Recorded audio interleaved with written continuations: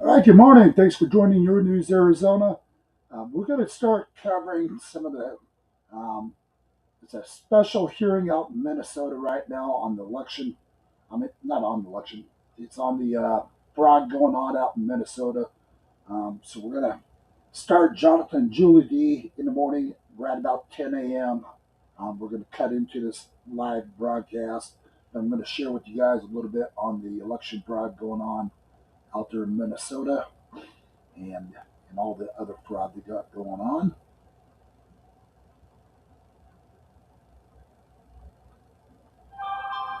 Harmed. We cannot selectively show an interest in fraud. If we do, we put some people, the very powerful and the very rich, beyond the reach of the law. Thank you.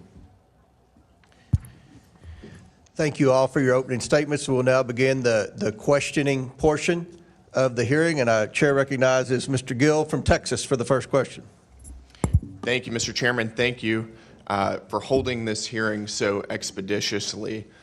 We all know this is an important issue, not just in terms of welfare fraud, but also immigration more broadly. So we appreciate it, and thank you for the witnesses for taking the time to come here. I want to start with you, Mr. Balu. Again, thank you for being here. Let me ask you, does large-scale Somali immigration make Minnesota stronger or weaker? Certainly stronger. Certainly stronger. Do you know what percentage of Somali-headed households in Minnesota are on food stamps? No. 54%. Do you know what that number is for native Minnesota-headed households? Well, to be clear, a majority of the... It's 7%. There's a big difference between 54% and 7%, is there not? Excuse me, sir, could I answer the question? Let me move on. We've got a lot of questions here. What percentage of Somali-headed households in Minnesota are on Medicaid? I don't know. It's 73%. Do you know what that number is for Minnesota native households? Again, you're using the phrase Minnesota native households, but the majority... The number is 18%. That's quite an astounding difference. I think we would agree. Can I answer the question, please? Let me ask you one more, and then we can go on to that. What percentage of Somali-headed households are on welfare in general? I don't know. It's 81%. What about, let me just ask you, after 10 years of being in the United States, what percentage of Somali immigrant households continue to be on welfare? I don't know. The number is 78%.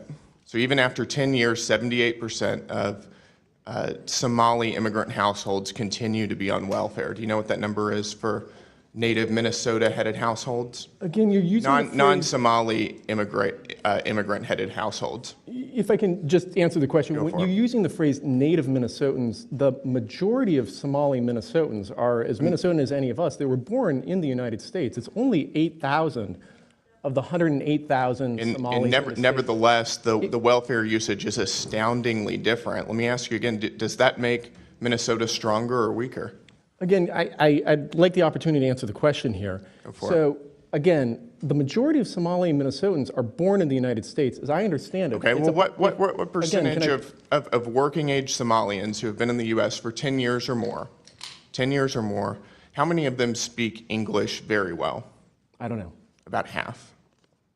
The answer is about half. That seems pretty low, doesn't it?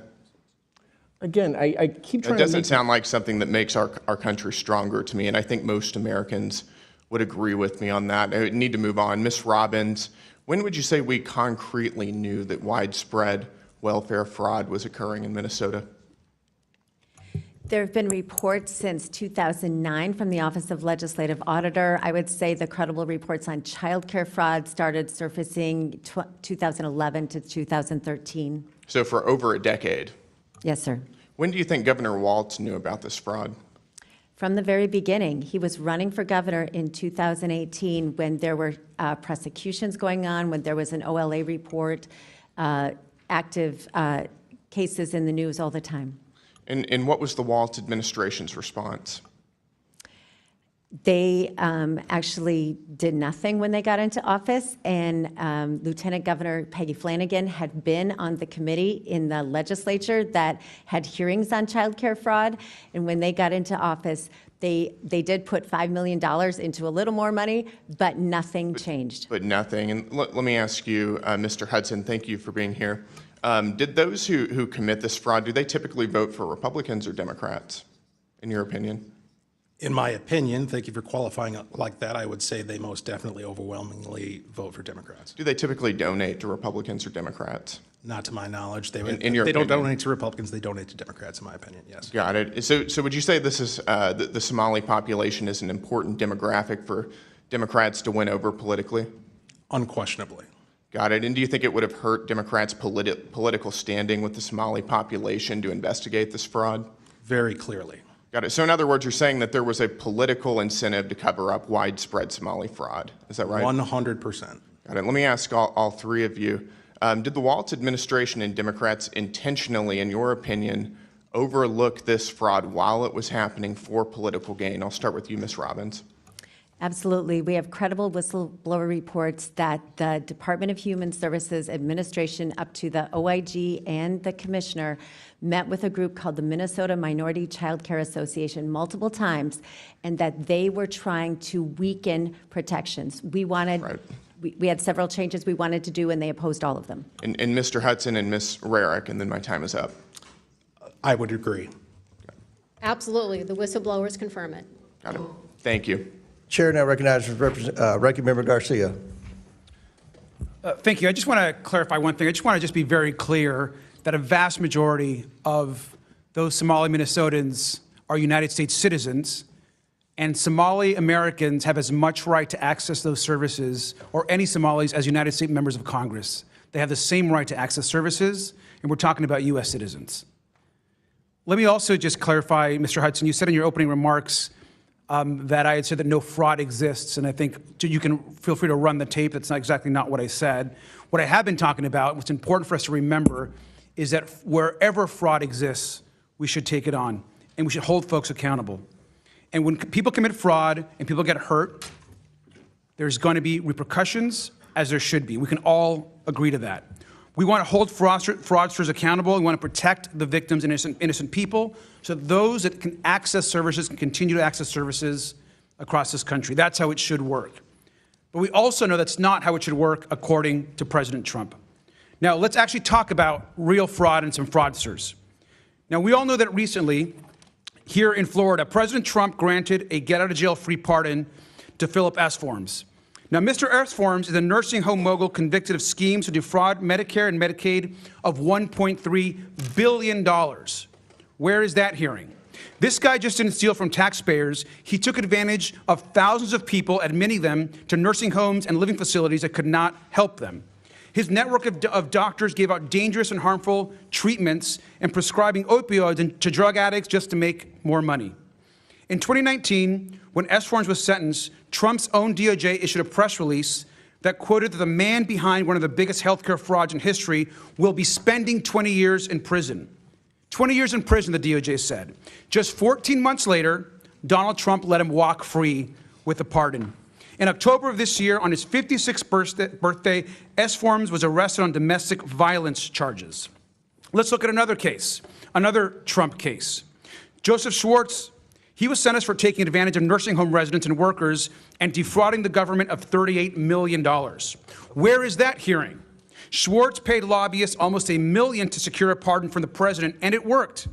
In November of this last year, a full and unconditional pardon was granted by President Trump for this enormous amount of fraud. Now let's look at Paul Walzak, a tax cheat whose crimes cost taxpayers almost $1.1 billion, dwarfing what we're talking about today, as he made lavish purchases like a $1 million luxury yacht. Now, Mr. Walzak was supposed to spend 18 months in prison, a fraudster who we want to go after. He should have been held accountable for his crimes. And he was supposed to pay $4.4 million back to the taxpayers.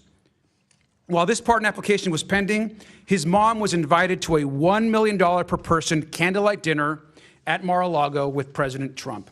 She attended, and less than 3 weeks later, her son received a full and unconditional pardon. Now, I'm assuming that our witnesses here today would think this is horrific fraud and would disagree with these pardons. I'd like to just, do you agree with this pardon? I'd like to begin with our witnesses. Sir, I've not looked at facts of the case or the law, so I cannot make a statement on that. So you can't make a statement on these pardons. You haven't read anything about them in the news, apparently. These are pardons to criminals and fraudsters that our witnesses clearly have no interest in. Now, in Trump's America, rich people can rip innocent people off whenever they want and get a pardon. And the answer to fraud here is to cut off benefits to innocent people. Most of these folks are innocent people and kids who just need their services. Donald Trump's decision to freeze $10 billion in social services funding to 5 states does not hold criminals accountable. It hurts the very people who are harmed by fraud in the first place. Mr. Ballew, just finally, you are from Minnesota yourself. How are Minnesotans on the ground being hurt by Trump's political retribution crusade?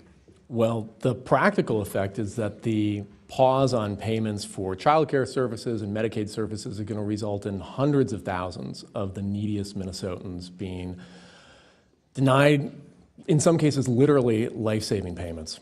And also, as we've been discussing here, there is a large, of course, immigrant community and a community that makes Minnesota stronger. Can you tell us how innocent people in the Somali community are being directly harmed? Well, you hear about the threats that are happening against the Somali community. You're hearing about the broad demonization that's happening against them in the media generally.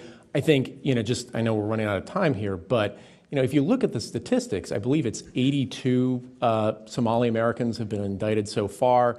Out of 108,000 Somali Minnesotans in the state overall, that's something like a 0.07% criminal rate. When you compare that to 1/3 of all Americans have a criminal record, and I think it's 40% or approximately of white men under the age of 23 have been arrested. I don't think the statistics really compare. Thank you, sir, and I yield back. Without objection, House Majority Whip Emmer, Representatives Finstad, Fishback, and Stauber of Minnesota are waived on the committee for purpose of questioning the witnesses at today's hearing. Without objection, so ordered. Mr. Chairman, Chair I now seek recognizes- recognition to make 2 motions for subpoenas. I was going to recognize the whip, but if you have a motion or state your... I'd like to make a motion to subpoena Neville Singham, a U.S. billionaire with reported ties to the CCP that's been funding extremist organizations, fueling division and civil unrest in this country, especially regarding the ICE riots last summer, as well as I'd like to make a motion to subpoena the ADL CEO Jonathan Greenblatt for stifling free speech by listing the phrase America First as hate speech and Turning Point USA as a hate group. A motion has been made. The committee will hold this motion in abeyance until the end of the committee hearing. The committee will now proceed with today's hearing. On point of order, Mr. Chairman, will we get a written copy of that? Because that was a lot to go through. Okay, yeah, we'll work with Representative Luna and get a copy. Thank you. All right. Chair now recognizes Majority Whip from Minnesota, Mr. Emmer. Thank you, Chairman Comer, for holding this important hearing. As I said on Monday, good riddance to Governor Walz, but he cannot escape accountability for the estimated $9 billion in fraud. How did this happen? And where the hell has the Twin Cities media been? The Star Tribune is complicit. They have had this story for years, if you just heard, and they've refused to report anything on it. In fact, they continue to try and cover up. Our Minnesota Republican colleagues have demanded answers and accountability for years, but have seen nothing from Walz, his administration, our Democrat colleagues like Tina Smith, Amy Klobuchar, Ilhan Omar, and Angie Craig, or the worthless Star Tribune. Thank God for President Donald J. Trump for finally bringing attention to this issue. Representative Rarick, I'm going to begin with you. You've been working on this issue for years. You've spoken to the whistleblowers personally. Is that correct? That is correct. You have an understanding that 1,000 whistleblowers running an account on X have come forward to expose fraud in Minnesota state agencies, and they have been entirely ignored by Tim Walz and have even been retaliated against. Is that accurate? That is correct. Even this morning, I got another message. Well, in your experience, are their claims credible or are they politically motivated against Walz? They are completely credible, not politically motivated. In fact, many of these are Walz administration employees, correct? They are actually Democrats as well. Can you quickly give us one example of the retaliation these folks have been facing? Yes, I can. In my opening statement, I mentioned that the most severe ones was that they would be fired with cause, so they couldn't have unemployment insurance. that they would be blacklisted from all state agencies, and I bet that it's also Hennepin County and Ramsey County, as you know, those are Democrat-run, and much, much more. Based on what you've learned, Representative, over the last several years, do you have any doubt that Governor Tim Walz knew about this fraud as it was occurring? He absolutely knew that it was occurring. Thank you. The Housing Stability Services Program was estimated to cost about $2.6 million per year, but before it was shut down last October, it was on track to run about $122 million in 2025. In fact, I think they sucked $161 million out of it from the point it started in 2020 until it was finally shut down. Isn't that correct? That is correct, and Joe Thompson believes that 90% of that was fraud. Yeah. The Quality Leering Center, as uncovered by Nick Shirley, received almost $10 million in funding. Is that accurate? I believe it is. There are more than 80 autism centers in Minnesota under investigation. Is that true? I believe it is, yes. It's clear that someone is criminally complicit. You can't just let this amount of money get out of your administration over a period of 7 years without knowing. There was a hearing in the state regarding the fraudulent housing stabilization program, but before that hearing, Governor Walz fired the official who was slated to testify so that they could not testify and expose what was happening under Governor Walz's watch. Has Governor Walz or Attorney General Ellison fired anyone else to your knowledge, Representative? Not to my knowledge, and that was Eric Rumdahl, and his administration believes that he was not fired, but I say he was fired because it was too convenient. Right. Representative Hudson, is it true that 90% of the individuals charged, regardless of what your colleague on the panel just said with his facts and figures, 90% of the individuals charged or indicted with the $250 million Feeding Our Future COVID fraud are of Somali descent? I believe that to be correct. Are you aware that in a 2021 video, Mr. Ellison promised that he would obstruct his own agencies in their investigation of Somali fraud? I am very much aware of that. It's no wonder that criminals in the Somali community felt they were free to steal taxpayer dollars. I'm going to ask you the same question I asked Marion. Do you have any doubt that Tim Walz knew about this fraud as it was occurring? None whatsoever. Walz and Ellison were protecting fraudsters instead of investigating them, and it was purposeful. And it's no coincidence that this is occurring largely in the Somali community. Walz made a sanctuary state, Minnesota, a sanctuary state. He gave free health care, free college, and free licenses to illegals. And Walz looked the other way when Somali immigrants were stealing. Representative Robbins, do you have any doubt that Tim Walz knew about this fraud as it was occurring? None whatsoever. So all three of you have no doubt in your minds that Tim Walz knew about the $9 billion of fraud during his tenure as governor and did nothing about it. It looks like my time is about to expire, and I do want to say to all of you, on behalf of Minnesota, thank you for being here, and justice will be served. Thank you, Mr. Chairman. Thank you, Mr. Whip. Chair now recognizes Ms. Norton from Washington, D.C. Thank you, Mr. Chair. Federal assistance programs are vital for keeping working families afloat and children healthy. Nearly 25% of adults and nearly 50% of children rely on federal assistance, including child care funding, Medicaid, and Children's Health Insurance Program, and the Supplemental Nutrition Assistance Program. Fraudsters targeting government programs have a uniquely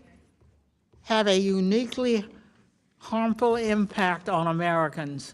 They deprive taxpayers of efficient use of their funds, deprive intended recipients and sometimes the most vulnerable groups in our society of the services and assistance they are eligible for, and they reduce the public trust in government. But answers to fraud is not to freeze critical safety net programs and cause more suffering for Americans who are already struggling to afford everyday expenses. I have worked with my colleagues on the Government Operations Subcommittee on ways that federal agencies can identify and prevent fraud before payments are made. My Oversight Committee Democrat colleagues and I are also proud co-sponsors of Congressional Men's Taxpayer Funds Oversight Accountability Act. This legislation would strengthen the ability of federal agencies to reliably track federal funds, enabling more efficient analysis to identify and stop fraudsters. We can continue to reduce fraud and protect funding from bad actors by empowering oversight bodies like Inspectors General and the Government Accountability Office, which are often best equipped to investigate red flags and sound the alarm when there are problems to address. Applying additional safeguards requires a balanced approach that does not pull the rug out from under people, including children, who rely on help these programs provide. Congress must not allow partisan actors to seize on the misdeeds of a few in order to gut the vital programs that provide access to federal health care and special health education services, keep American children fed, and keep American parents to work with the knowledge that their children are safe. And I yield back. Gentlelady yields back. Chair now recognizes Mr. Jordan from Ohio. Thank you, Mr. Chairman. Mr. Hudson, who is Salim Saeed and Amy Bach? I recognize those names as defendants in the Feeding Our Future trial. They ran Feeding Our Future, is that right? That's correct. And they've been indicted? That's correct. They've been convicted? That's correct. And they're in jail waiting sentences, is that right? As I understand it. Okay, I want to go back, because earlier with Mr. Gill, you said that they overlooked the fraud. I think it's worse than that. I think they helped it along. I'm going to go to this meeting that took place, or actually I want to go to March 30th, 2021. Is it true back in March of 2021, the Minnesota Department of Education suspended payments to Feeding Our Future, that program? Is that right? I believe that's correct. And then a month later, they resumed payments. That's correct. What caused them to change their mind? In my opinion, what caused them to change their mind was pushback from their constituency within the Somali community who accused the state agencies of being racist. But what caused them to stop it in the first place? Was it whistleblowers coming forward? Was it like this something's not right here? What happened? Apologize for the misunderstanding. The reason they stopped the funds in the first place is because they had credible allegations that there was fraud taking place. From whistleblowers and others. Correct. And just they're doing their job looking, this doesn't make sense. We got all these programs, no one's getting fed, and yet money's going out the door like crazy. So they suspended it. And then they started it back up, right? Was there any threat of a lawsuit from the Somali community and folks affiliated with Feeding Our Future? Mr. Jordan, there was more than a threat. They actually did it. They did? And what was the alleged claim in that lawsuit? That they were victims of racial discrimination. Oh, they played the race card, huh? All this fraud going on, money going out, and they played the race card. Now, when I talked about not just overlooking it, there was a meeting that took place between the Attorney General and affiliates of Feeding Our Future. Is that right? That is correct. And what happened at that meeting? Do we know? Yeah, we do, because we have it on tape. There was an audio recording made at that meeting that was entered into evidence in the Feeding Our Future trial, and it was later revealed through work from Center of the American Experiment, the full recording. And my observations of what took place in that meeting was that Attorney General Keith Ellison was focused on one thing and one thing only, and that was keeping these folks in business. There were no questions that he asked of these folks about how the kids are doing, the operation, how they're getting fed, who's being helped. Instead, the focus was entirely on ensuring that the money continues to flow. And I'll add that he went so far as to say that he was going to fight these people in reference to the state agencies. The state agencies are his client. Yeah, and when you said money's going to flow, did money flow to Mr. Ellison's campaign a couple weeks later from some of the folks who were in that meeting? Sure did. How much, do we know how much that was? I do not have that number. So it wasn't just overlooking the fraud. They were actively trying to make sure this program continued, and then they benefited from that politically with contribution to their campaign, all in this same year, all in 2021, when this was all coming to a head. Is that accurate? That is my understanding. And this fraud is much bigger than this, because as I look, it is just about, it's like 6 different federal agencies. Department of Homeland Security, Health and Human Services, Small Business Association, Housing Urban Development, Department of Labor, Department of Agriculture. In this program and a bunch of others, they were shaking down the entire federal government, it looked like. 6 different federal agencies. Over, I think you pointed out, over the last 15 years? That's correct. And not only are the administration, the Democrat administration, overlooking it, they're helping it along. They're assisting it. They're going after whistleblowers, as your colleague pointed out. And they're benefiting from all this politically with contribution to their campaign, not to mention the voting issue that you referenced earlier as well. Is that all accurate? I believe so. Oh, now there's more than 6 agencies involved. There's 6 federal agencies that got shaken down, but there's 2 other agencies involved now, the FBI and the DOJ, right? How many people have been indicted now? I do not have that number in front of me, but it's significant. And I don't know how long y'all been in the legislature. We appreciate your work, appreciate what you do. But have you ever seen anything like this in your time in the legislature? I've never seen anything like this in an agency. Ms. Robbins, you're the chair. No, sir, we have never seen anything on this scale. It is unbelievable. As Joe Thompson said, it is breathtaking and cannot be overstated. Yeah, well, God bless you all. Ms. Rankin, or Ms. Rarick, excuse me, I'll give you the last word. Thank you. So I've been there since 2013, and I have been yelled at by Democrats over and over again throughout our time there to say that there is no fraud, this is just made up. Yeah, this is the template. You see this all the time. The left will tell a lie. We're feeding kids when they're not, when they're just shaking down the taxpayer. The left will tell a lie. The media will report the lie or not report when the truth comes out. And then when you tell the truth, they call you racist. It's as old as time. We see it all the time. This is so wrong. God bless you all for coming forward and getting the facts to the people of Minnesota, and more importantly, to the people of this great country. I yield back. Gentleman yields back. Chair recognizes Mr. Lynch from Massachusetts. Thank you, Mr. Chairman.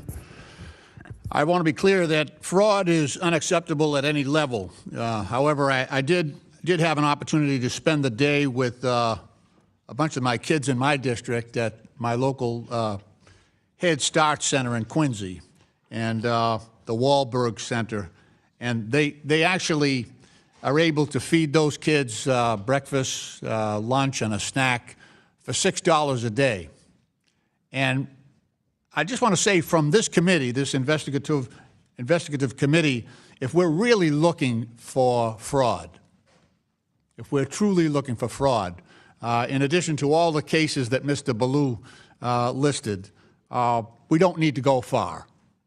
I can even suggest the address, 1600 Pennsylvania Ave. If we're looking for fraud in this country, that's a great place to start. That's a gold mine for looking for fraud. And I'll just give one example. You know, you don't have to go back in time very far to see a great example of the fraud that's been put upon this country.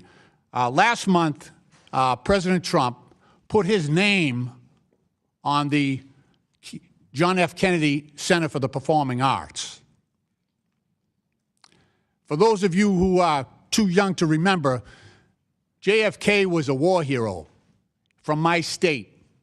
He was an Irish Catholic, first Catholic elected president. Fought a lot of bigotry during his time trying to become president.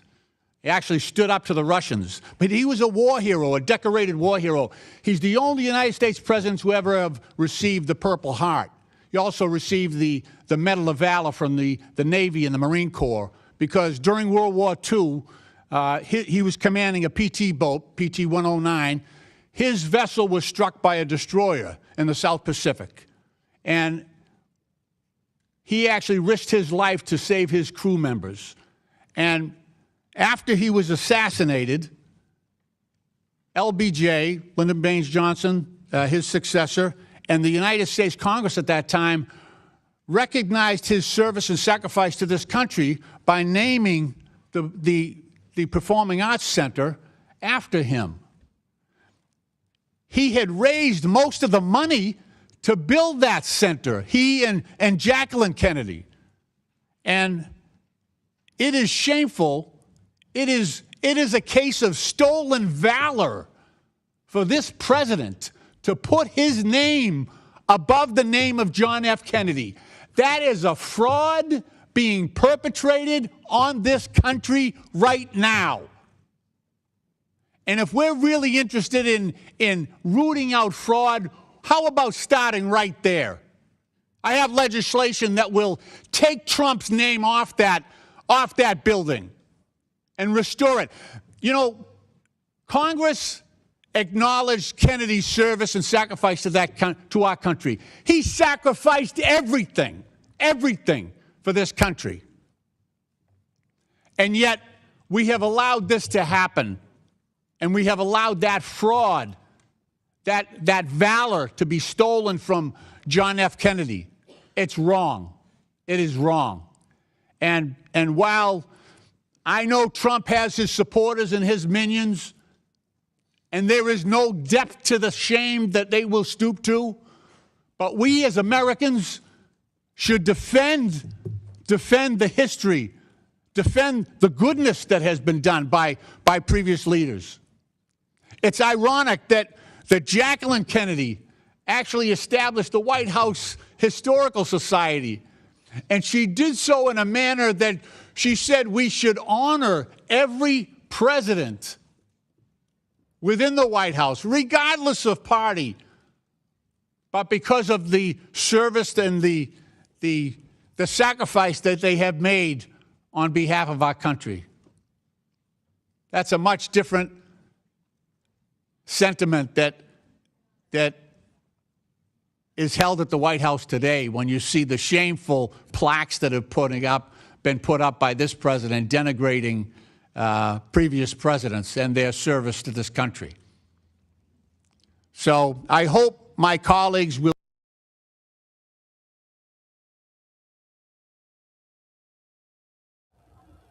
I want to say this much about this hearing so far.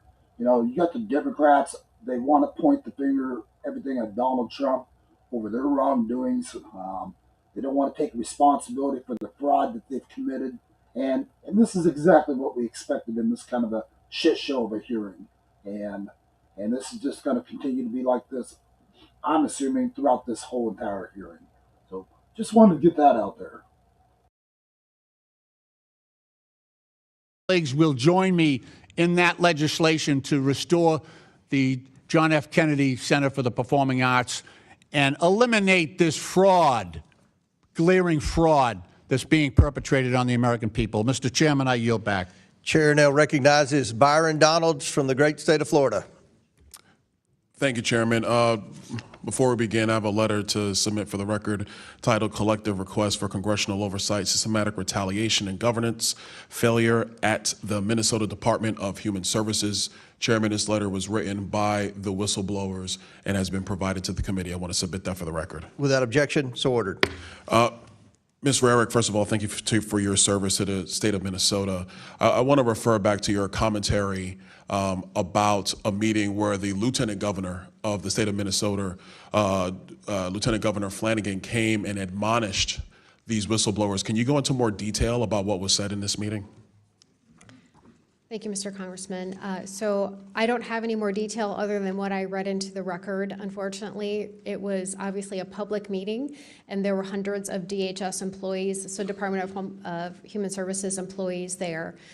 It was a story that's been reported multiple times on the X page, but I don't have any more details than that, other than the fact that that wasn't the only time that she retaliated. Do you think that the Lieutenant Governor was operating outside of the purview of Governor Walz?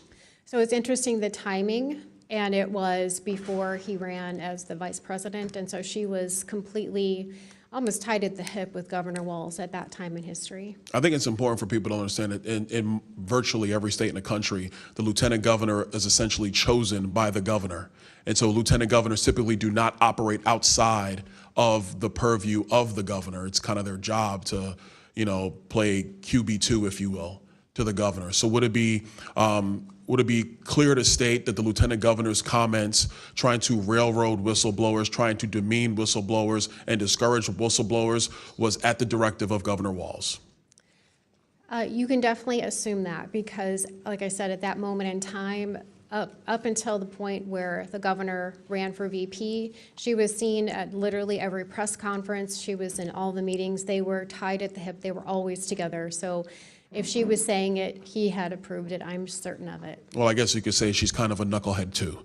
Moving on, the list of programs in the fraud in Minnesota are rampant. You have the Child Care Assistance Program. You have the Feeding Our Future. You have the Housing Stabilization Services. You have the Early Intensive Development and Behavioral Intervention. You have Integrated Community Supports. Ms. Robbins, you're the chair of the investigative committee. The depth of fraud that you have seen, were there controls in place in the state of Minnesota that could have prevented this fraud? And were these controls ignored by the Walz administration and by the Department of Human Services? Absolutely. So we have many whistleblower reports talking about how DHS undermined ability to strengthen internal controls. So, for example, there was an effort for the Child Care Assistance Program. They have a clear and convincing evidence standard to disqualify someone from being a provider, where all the other programs are a lower standard, preponderance of the evidence. There was an effort to make this a lower standard so it was easier to disqualify people to preponderance. And the Minnesota Minority Child Care Association, which was run by a group of Somali providers, opposed it, and DHS went along with their recommendation. And in a similar vein, we were trying to reduce the number of child care employees with children that could work in these child care centers, because that was one of the vectors of fraud, Right. and they opposed that. So you had the Somali community who on purpose was petitioning the state of Minnesota to lower the standards to be able to make sure that fraud cannot be caught. Is that correct? Well, they wanted to keep the standard clear and convincing, which makes it harder to disqualify people. So it makes it harder for them to be disqualified from wasting taxpayer funds. Is that Absolutely. correct? Okay. Ms. Robbins, I want to stay with you. I want to talk about use of funds. You've talked about some of these funds were used to buy property in Kenya, Yes, sir. property in Turkey. Do I have that correct? Yes. Remittances back to Somalia. Yes. I think it's important for the committee to understand that these remittances in part are used in what's called the Hawala. I want to make sure I have the terminology right. The Hawala network. Ms. Robbins, can you speak to what the Hawala network is? Yes, so it's an informal network where someone goes to a Hawala place in Minneapolis, which is like a money exchange or a money sending site, and they say, I want to send X amount of dollars, and then there's a receiving site in Somalia, and they put take the cash out. So money doesn't cross the border. It's an order for money here that gets transmitted to Somalia. For the time, because I'm out of time, I want to expound. In Somalia and other parts in the Middle East region writ large, a Hawala network is a bunch of money exchangers, hand to hand, not bank account to bank account. Exactly. And what is clear in Somalia and other parts is that Al-Shabaab, the largest Al-Qaeda affiliate in Somalia, they have their hands all through this network. So taxpayer money, United States dollars, that are being remitted into Somalia, in part, have been utilized or have fallen into the hands of Al-Shabaab. Do you think that's a correct assessment? Yes, we have plenty of evidence of that, from money directly going to Al-Shabaab, but then also indirectly because they take a cut of whatever gets sent to Somalia. Thank you so much. Chairman, I know I'm over. Thank you for the additional time. Mr. Chair, I seek recognition for unanimous consent request. Chair recognizes Ms. Presley. I ask unanimous consent to enter into the record a December 2025 article from the Minnesota Star Tribune titled, "Contrary to Trump's Claims, Somalis Add $8 billion to Minnesota's economy." Without objection, so ordered. Chair recognizes Ro Khanna from California. Thank you, Mr. Chairman. Mr. Chairman, fraud, waste, and abuse is not a partisan issue. FDR in 1932 with the New Deal railed against inefficiencies and fraud and waste in state and local government. I want to be clear. Many in the Democratic Party stand against the misappropriation or misuse of taxpayer dollars. The reality is, as a progressive Democrat, I believe The ultra wealthy should pay more. But I want that money going for the health care, the child care, and the education of the American people. It offends me if there is waste or fraud in any of our states. That's why I called for people in my state of California to share stories of inefficiencies, fraud, or wasteful spending.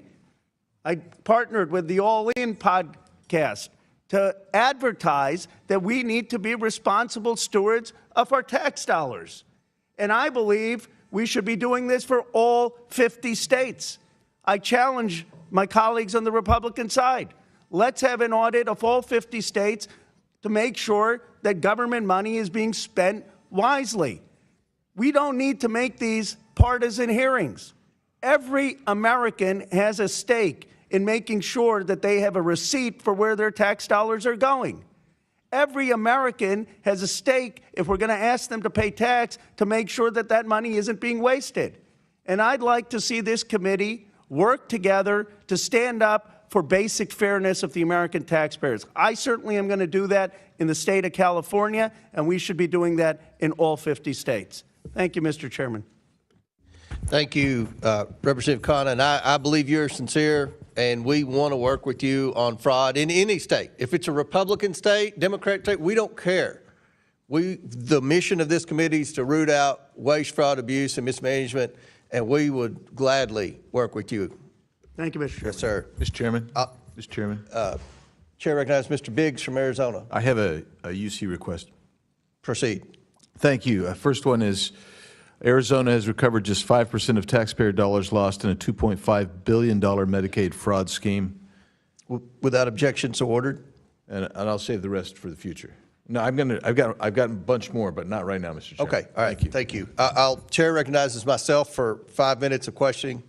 Yesterday, Minnesota's Office of the Legislative Auditor published an audit of the state's Department of Human Services Behavioral Health Administration grants.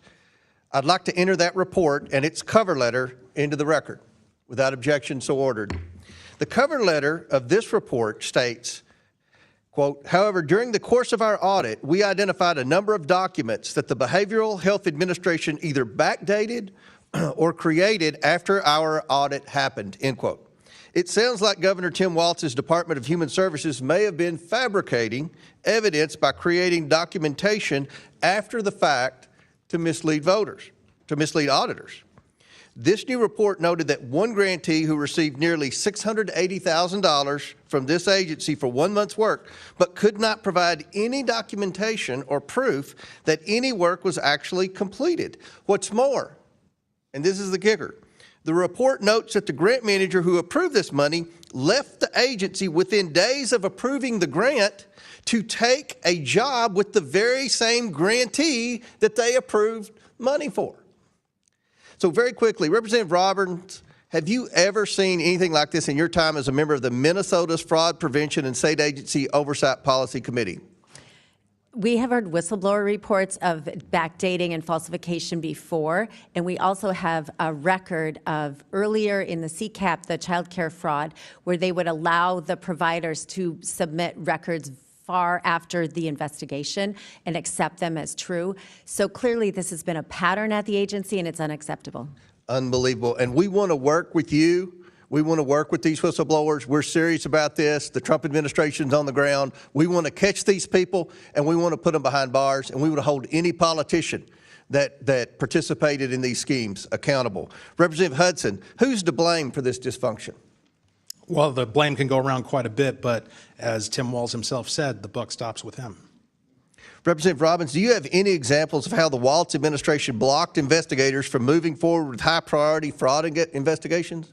Yes, we do, Mr. Chairman. I've met with whistleblowers and gotten documents from them about how after the original CCAP whistleblower report came out in March and April of 2019, subsequent to that, there was an Office of Inspector General within DHS that had investigative authority to do surveillance, warrants, and seize electronics, and they were shut down. They were told they could no longer do criminal investigations.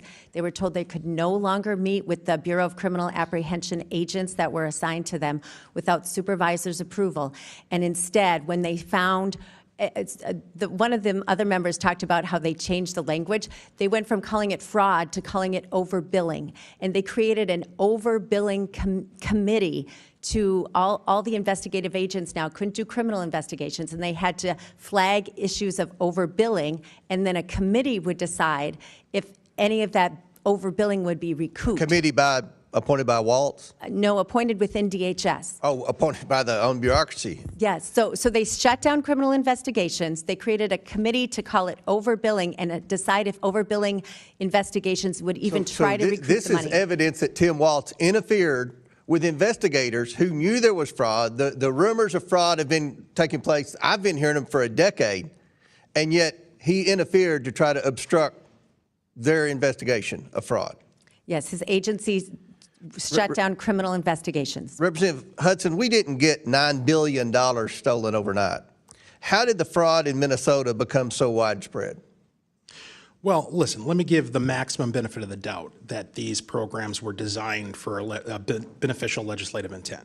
Of course. The way that it happened was by when people recognized that the system wasn't working and they raised those concerns were ignored, and a culture suppressing raising those concerns was fostered by the Walz administration.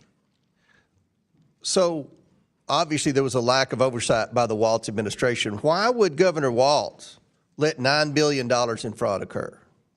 Mr. Hudson. In my opinion, because it was politically beneficial to Democrats. Again, the Somali community is a huge constituency group, and we've had some tight races in Minnesota, and it makes a difference for them. Because it's a huge part of the Democrat voting base in Minnesota. Is that correct? Correct. Representative Varick, Governor Waltz's announcement not to seek a third term seems to be an admission of guilt, I think, to most Americans, and an attempt by the Democrat establishment to cover up his role in the rampant fraud. He claims this is so he can focus on defending the people of Minnesota against criminals who prey on our generosity. As someone who has been in the Minnesota legislature longer than Tim Waltz has been governor, can Governor Waltz actually be trusted to defend Minnesotans when he allowed fraud to fester for his entire tenure as governor?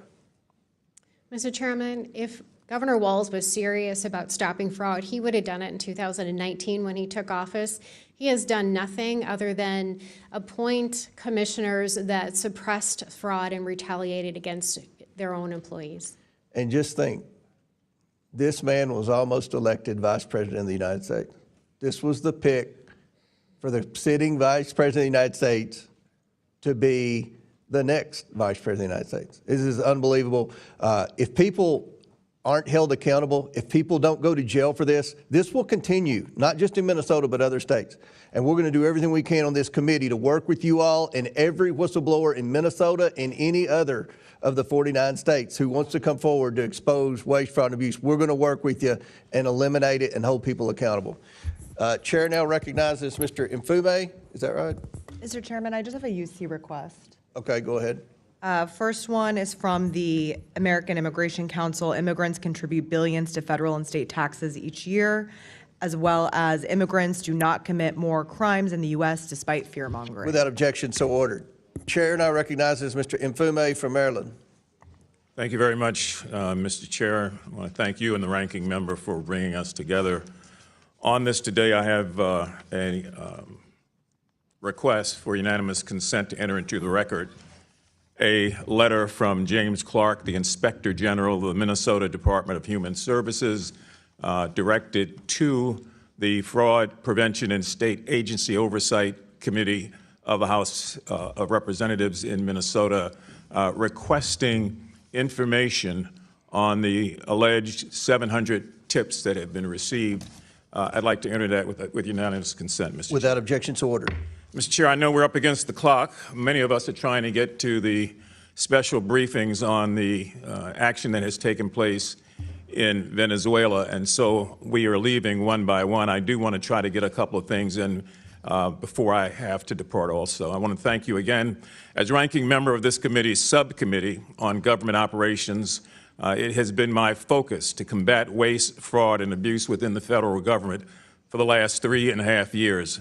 Regardless of what side you're on, what side of the aisle, or what you believe, as has been stated everybody should be against fraud. It requires our collective attention to address the issue and to minimize the consequences that we are seeing that are taking place. Not minimize the consequences to the perpetrators, but minimize the hurt to taxpayers in this country.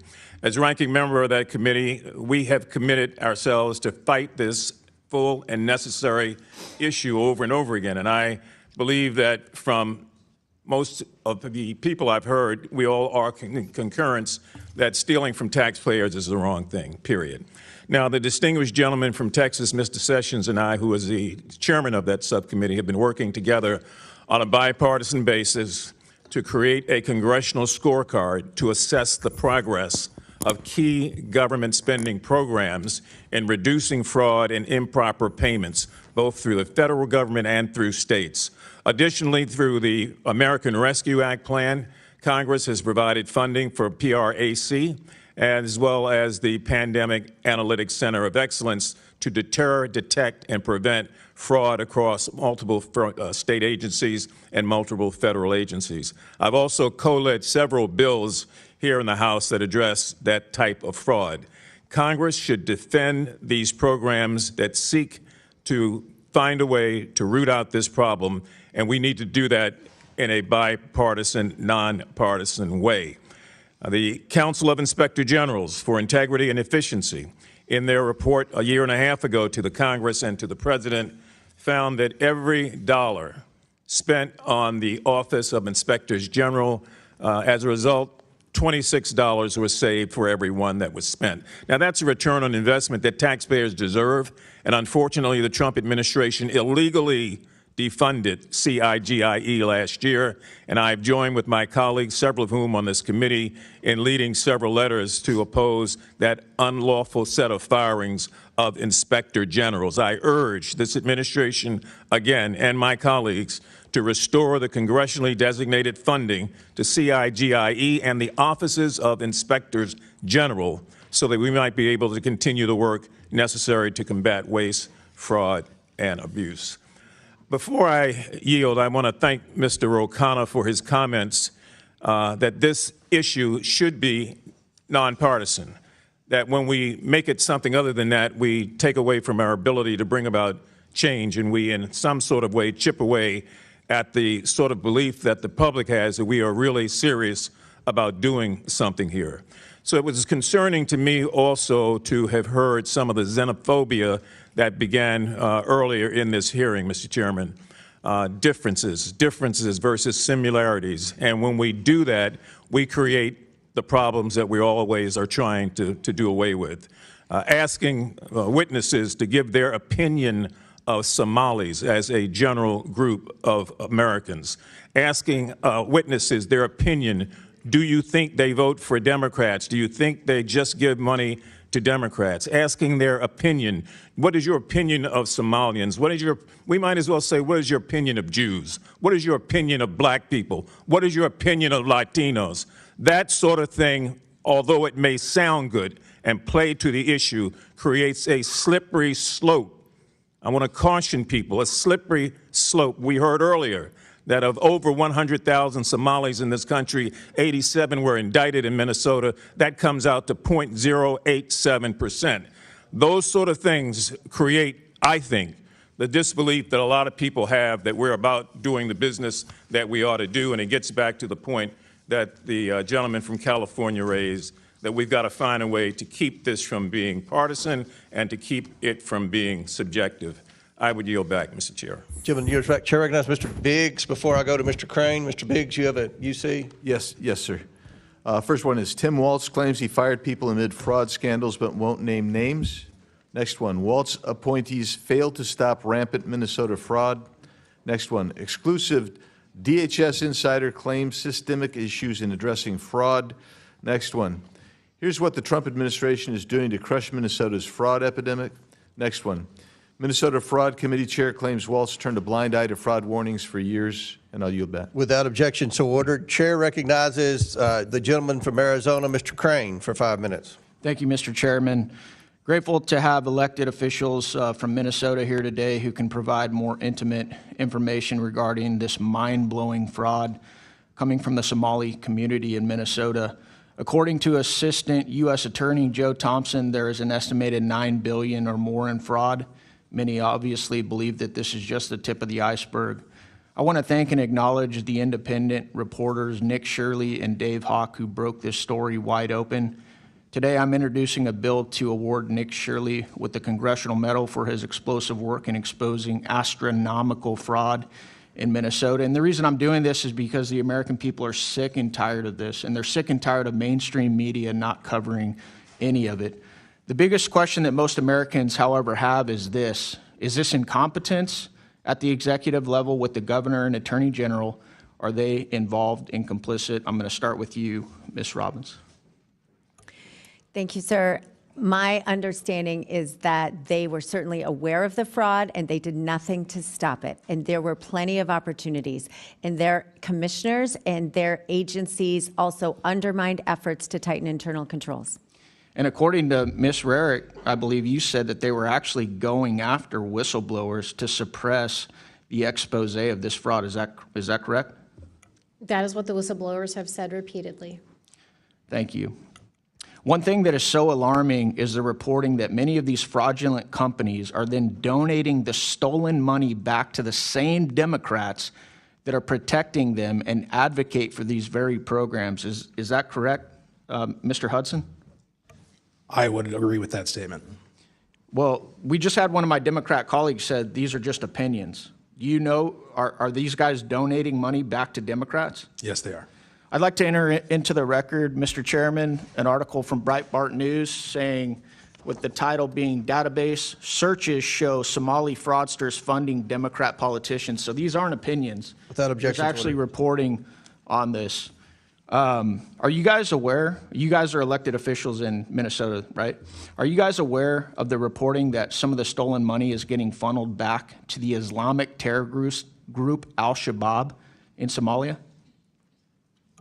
Mr. Robbins. Yes, sir. And we have evidence of it going back as far as 2012, where a man was convicted of sending $21,000 to Al-Shabaab.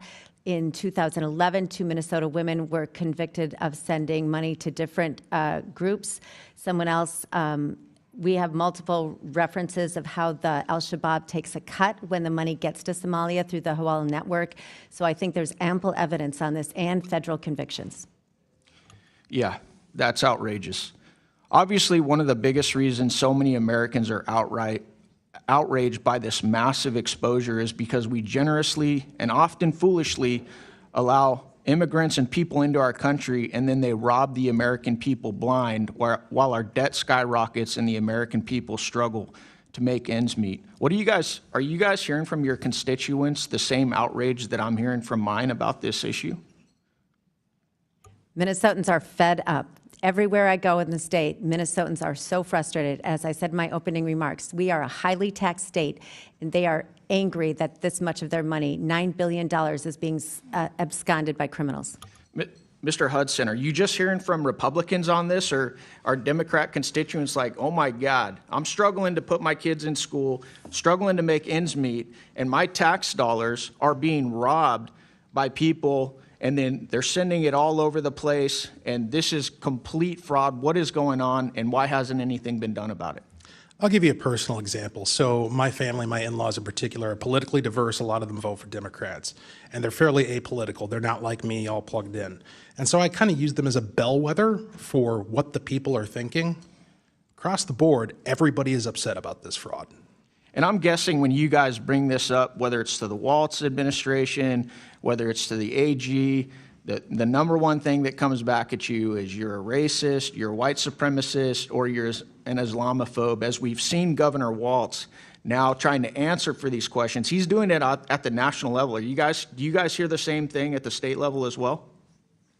Yes, absolutely. They always pivot to the divisive. As I stated in my opening statement, it's diversion, right? We're going to talk about personalities. We're going to talk about partisan politics. We're going to find some way to get people yelling at each other rather than looking at the problem. Or, like you've heard my colleagues do on this panel, It's Donald Trump, baby. Yep. It's all about Donald Trump, right? The old pivot. We're not going to talk about what's going on in Somalia and not going to talk about what's going on in Minnesota with this massive fraud scandal. We're going to talk about Donald Trump. With my remaining seconds, can we play the video I have, Mr. Chairman? Or did we run out of time? We did run out of time, but can we put that in the record with that? Can we? Thank you. Thank you, Mr. Chairman. I yield back. Okay, thank you. Representative Crane yields back. Chair recognizes Ms. Stansberry from New Mexico. Thank you, Mr. Chairman, and Happy New Year. Welcome to our guests. Thank you to our legislators for being here today and to our guests. You know, I come to these committee hearings, I'm ready to debate the topics. I'm grateful that you're bringing this case to our attention. Yes, we need to prosecute these crimes, period. Let's do that. And I'm also grateful to see that this committee is actually conducting a hearing that is in its jurisdiction, which is oversight over government fraud.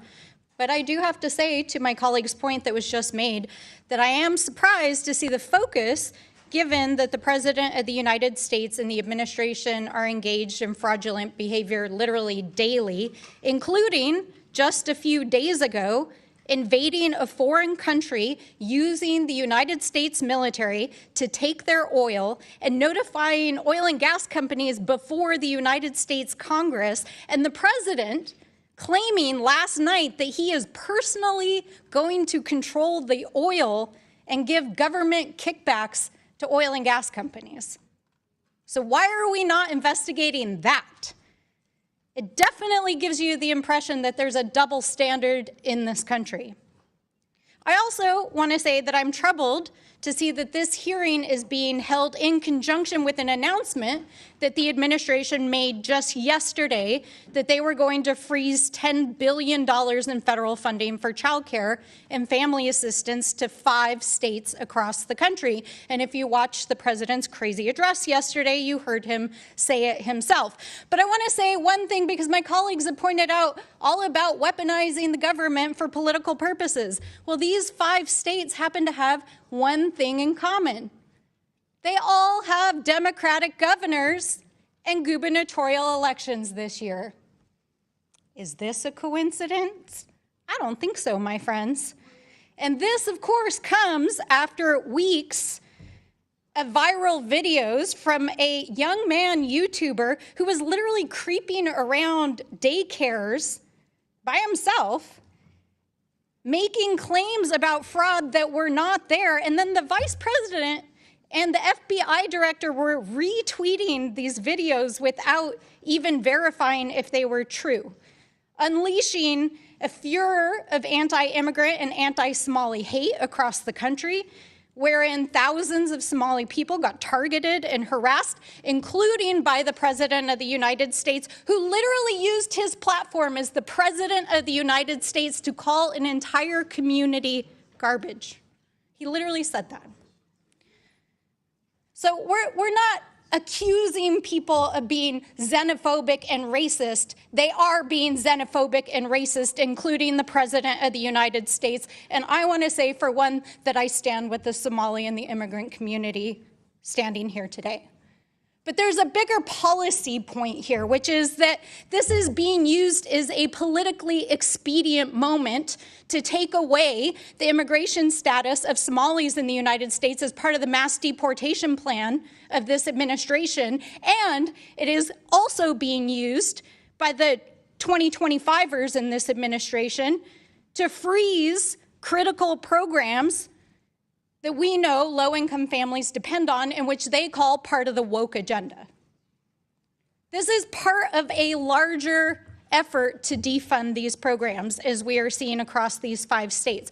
So I think it's important to pull back the curtain a little bit about what is actually going on in this hearing and its coordination with the administration, that this is about, 1, demonizing political opponents in Democratic states during a major election cycle. 2, it's about demonizing the immigrant community to support cruel and illegal mass deportation policies. And 3, it's about demonizing poor people and struggling families to justify taking away the basic programs that are helping them survive in this country. So I want to just close out by saying that I grew up in a low-income family. Many of you have heard my story before. But as I woke up to the news that the president was freezing child care funding to these 5 states, I had to think about the millions of families that would be impacted by it. I think about my own mom, a single mom, just barely struggling to get by, working multiple jobs. These programs are a lifeline. They make it possible for people like me to ultimately have a pathway to success. And you all are sitting here running legislation on shower heads while millions of Americans' health insurance is expiring, while millions of Americans can't even put food on the table right now. And you're over here parading around state officials, demonizing immigrants, talking about cutting basic programs, and you're passing legislation to redefine shower heads in Congress while the President of the United States is illegally invading foreign countries. Order. Gentlelady's time's expired. I find it appalling. Order. Gentlelady's time's expired. Chair recognizes Dr. Fox from North Carolina. Oh, before Chair recognizes Mr. Biggs from Arizona. Thank you, Mr. Chairman. I have UC requests. First one, HHS freezes child care payments to Minnesota after massive fraud alleged. Next one, Minnesota's Quality Leering Center fixes sign at address still misspelled. Minnesota made it easier to get into daycare business. Trump's deputies freeze child care payments to Minnesota amid alleged Somali fraud. Jonathan Turley explains why feds can dig deep into Somali scammer special. Without objection, so ordered. Chair recognizes Mr. Gill. Got another UC request, an article from City Journal. Quote, the largest funder of al-Shabaab is the Minnesota taxpayer. Without objection, so ordered. And I believe, Mr. Fallon, you have a request? Yes, Mr. Chairman, I'd like to enter into the record an article by the Center of American Experiment, Feeding Our Future, Keith Ellison, caught on tape. Without objection, so ordered. Chair now recognizes Dr. Fox from North Carolina. Thank you, Mr. Chairman, and I thank our witnesses for being here today. Representative Robbins, when Governor Walz testified before this committee last June, I reminded him that the fraud involving the nonprofit Feeding Our Future established Minnesota as ground zero for the largest COVID-19 fraud scheme in the nation. Feeding Our Future took $250 million in federal funds out of the mouths of hungry children, which amounts to $1,600 per child living in poverty in Minnesota. According to the FBI, the $250 million in federal taxpayer money was funneled, quote, into luxury homes, cars, and lavish lifestyles while families struggled, end quote. The FBI stated it, quote, will not allow criminals to rob federal programs and walk away unscathed. We'll expose their schemes, dismantle their networks, and ensure they face the full weight of justice, end quote. Last June, Governor Walz assured me that he, quote, wholeheartedly, end quote, supported the federal government's efforts to bring to justice those who stole federal taxpayer money at the expense of hungry children. If he had been true to his word, we would not be sitting here today. However, the committee's back today because the Feeding Our Future scam is just the tip of the iceberg of fraud in Minnesota and perhaps beyond. Representative Robbins, Democrats in your state have tried to dismiss your inquiry into the Feeding Our Future fraud as a partisan political exercise. Is exposing fraud and theft of taxpayer funds a partisan activity? No, ma'am. As I said in our first committee hearing, it is nonpartisan. Everyone should want to protect taxpayers and vulnerable citizens. And we completely agree. Representative Robbins, did Governor Walz work with you and your committee wholeheartedly to bring justice to those involved in the Feeding Our Future fraud? No, ma'am. They have ignored the documents we have provided to them. We did a hearing in February of 2025 on child care fraud that was outlined in the Nick Shirley video, and we gave them a list of 72 child care providers that we were concerned about that got $1 million each or more. And as we saw in the Shirley video last month, they have done nothing about it. Representative Hudson, for several years we've heard about whistleblowers, highlighted by some of us in Congress who noted instances of fraud in Minnesota. With this in mind, the recent allegations from Nick Shirley regarding staggering amounts of fraud involving child care centers come as no surprise. What kind of climate did Governor Walz create for whistleblowers? Well, I think he did a really good job of demonstrating for us the kind of climate that he's created yesterday when in an unhinged rant, he tried to throw Deputy U.S. Attorney Joe Thompson under the bus, a guy who's been doing this for, I believe, 16 years. If he's willing to throw a Deputy U.S. Attorney under the bus, what do you think he's going to do to a state agency employee? That's the climate, and everybody who works for the Walz administration knows it. Thank you. Representative Rarick, do you believe the Walz administration seriously pursued whistleblowers' reports of fraud?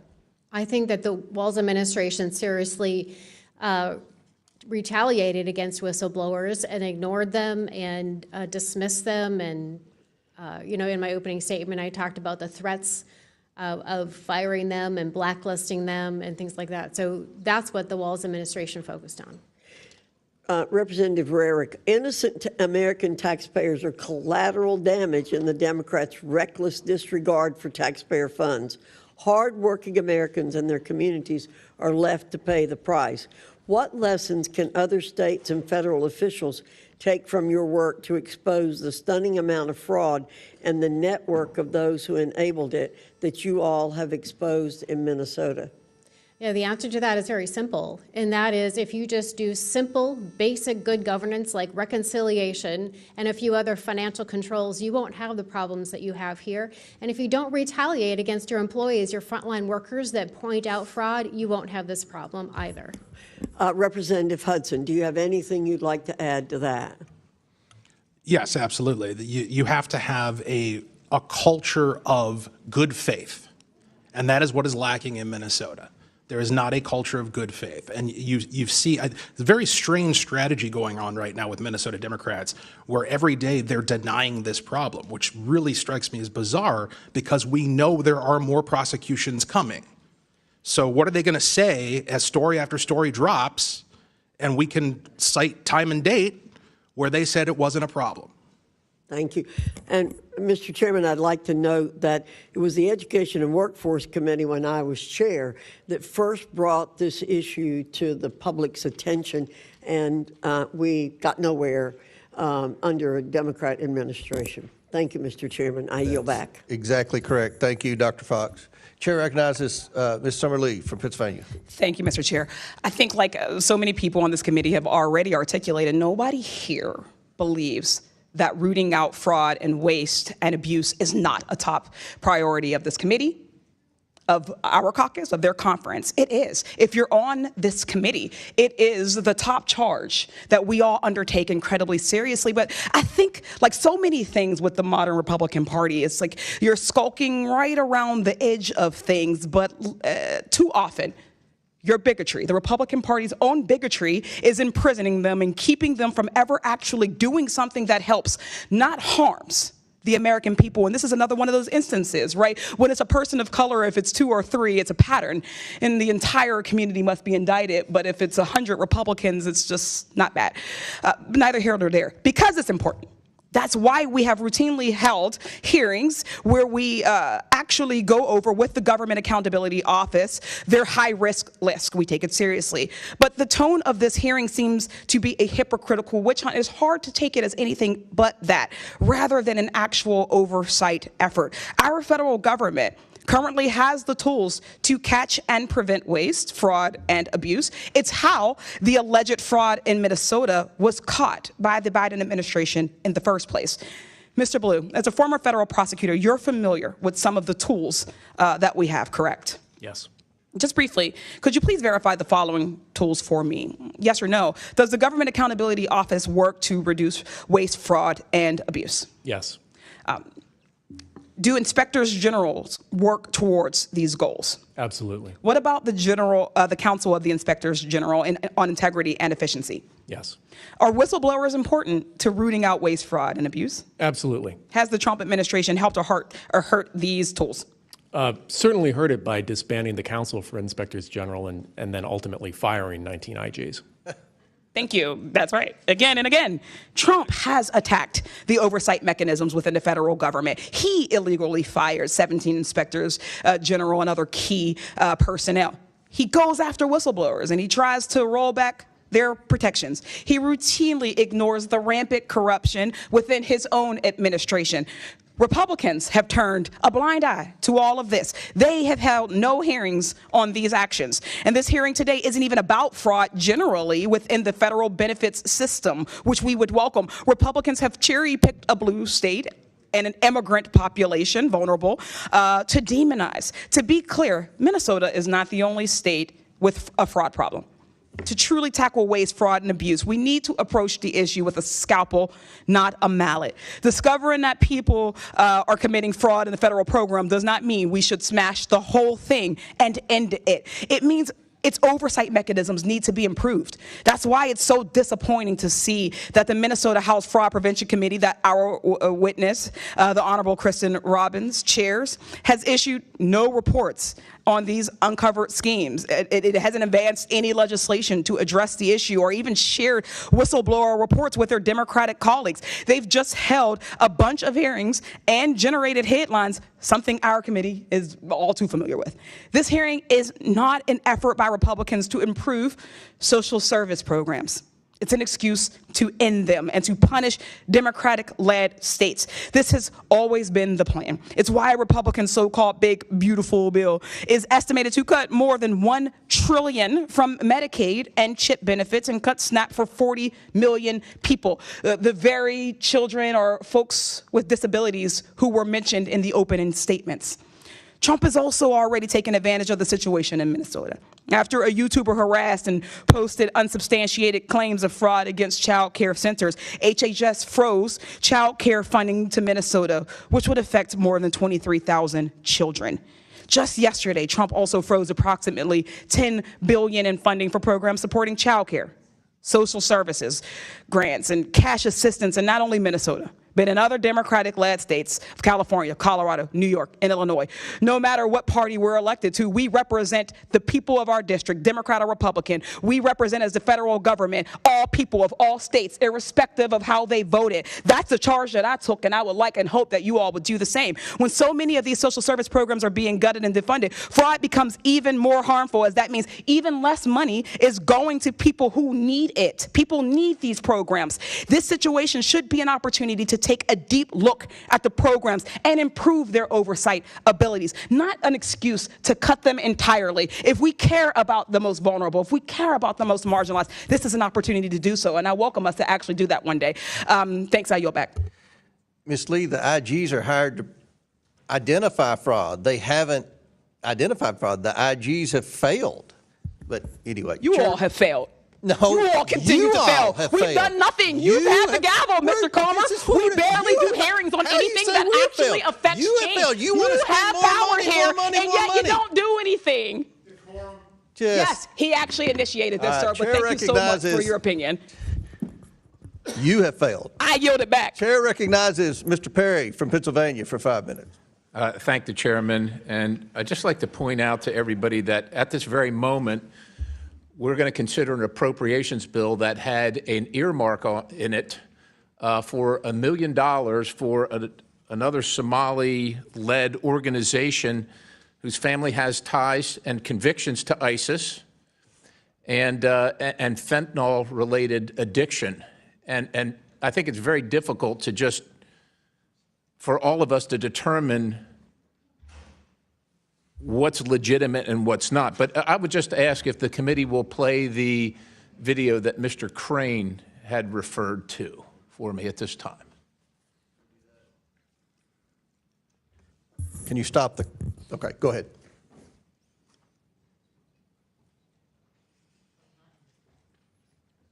We get the sound turned up. You can see the subtitles there.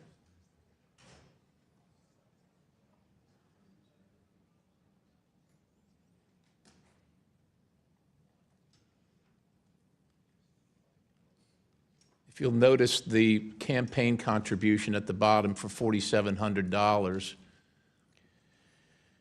and then the $250 million fraud scheme associated with said individuals.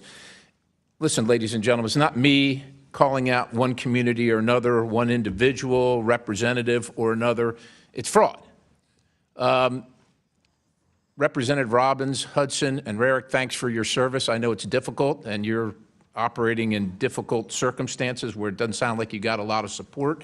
And I imagine that as Ms. Robbins, Representative Robbins, you're the chair of the Oversight Policy Committee. Is that right? Yes, sir. Yeah, I imagine at the state level, you don't quite have the resources you need to track down all this stuff. This federal jury found that Feeding Our Future mastermind and co-defendant, and also the contributor to one of your representatives from your state, one of our colleagues here, $4,700 for a $250 million pandemic fraud scheme. Like, you don't probably have the resources to find that kind of stuff. It's massive, right? And I suspect, as someone who, you serve at the pleasure of your constituents who want to see you elected and contribute to you, a $4,700 campaign contribution for a $250 million of, I guess, spending at the federal level is a pretty good investment for people. We're not here to pick on anybody, but I will tell you, I think the American people are particularly affronted when their goodwill is returned by stealing their hard-earned money. I just want to, if you can comment on that particular case, this Feeding Our Future, and the fact that these folks pled guilty to $250 million. People are particularly affronted when their goodwill is returned by stealing their hard-earned money. I just want to, if you can comment on that particular case, this Feeding Our Future, and the fact that these folks pled guilty. Well, good morning, Julie. Grand Rising, Jonathan. How are you? Good. So we're broadcasting today the hearing out there in Minnesota, and talk about a shit show it's been. Yeah, it hacks me off a little too much to watch it. So I've got something else set that we can go get upset about in another realm. All right. So anyways, we're going to be covering the Steve Stern election integrity today. It's going to start at 2 p.m. Eastern time, which would be, 12 Mountain time. So we'll be covering that today as well, and that'll be probably about a 2 to 3 hour program. So hope you guys can join in on that. We'll get back to this here after our show here. So anyways, what do you think of all the stuff going on out there in Minnesota right now?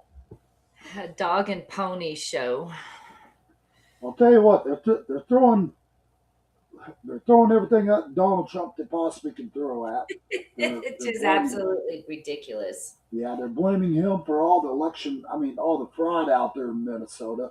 Not to mention election fraud. They blame him, calling us all extremists, everything in the book. Really? Oh, yeah. It's all coming out in this hearing. So, they're beating up on Nick Shirley for exposing it, calling him an extremist. And, Nick Shirley went in and did, in a matter of 2 hours, what the federal government couldn't get under control for a long time. Yeah. The sirens just started going off here in Kansas City. Oh, you guys got tornado warnings? Yep. It's 11 on Wednesday. Yep. That's about right. They're working. Right. You don't have to worry about a tornado, right? Nope. All right. Well, that's a plus. They don't scare us here in Kansas. Yeah. Well, here in Arizona, it's a cold, cloudy day, and but it's a good day to cover all this stuff. Yeah, we've got a gorgeous sun out, clear skies, actually. It's really, really nice. Getting really loud with the sirens, but that's okay. I can really hear them in the background. All right. They're working, so I'm happy to hear that. So you said you had some other stuff for us to cover?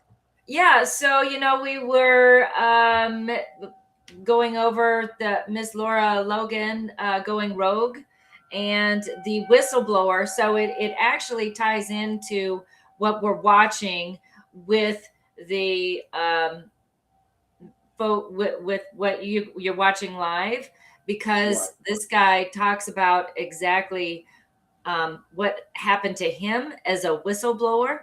And so I've got it queued, ready to go. I'm gonna share a screen here. All right. Okay. Okay, can you see that? I can.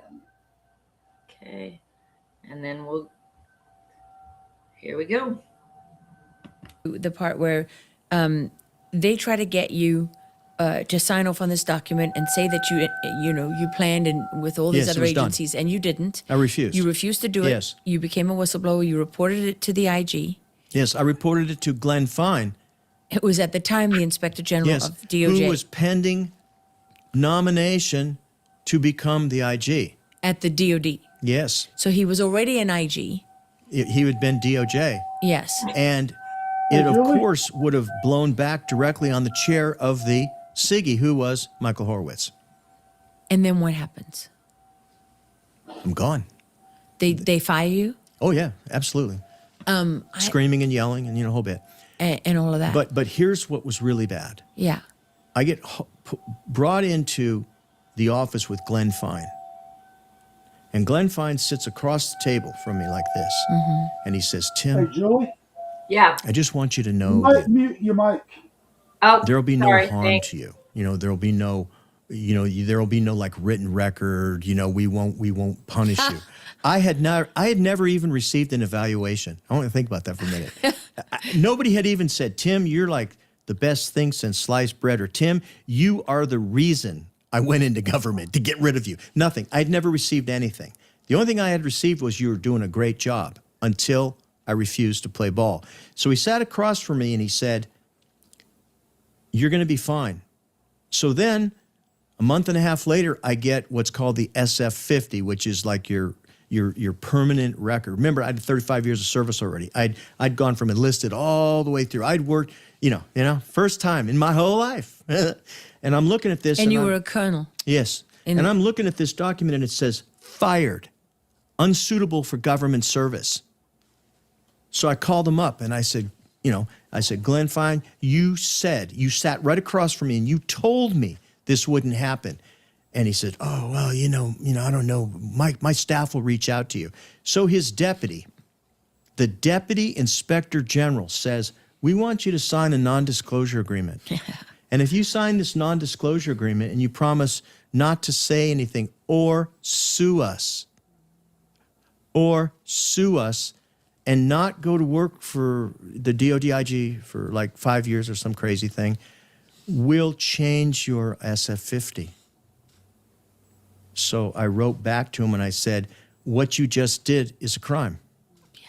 You cannot, as a matter of fact, as an inspector general, you cannot compel a federal worker to sign a non-disclosure agreement, especially to cover misconduct or corruption.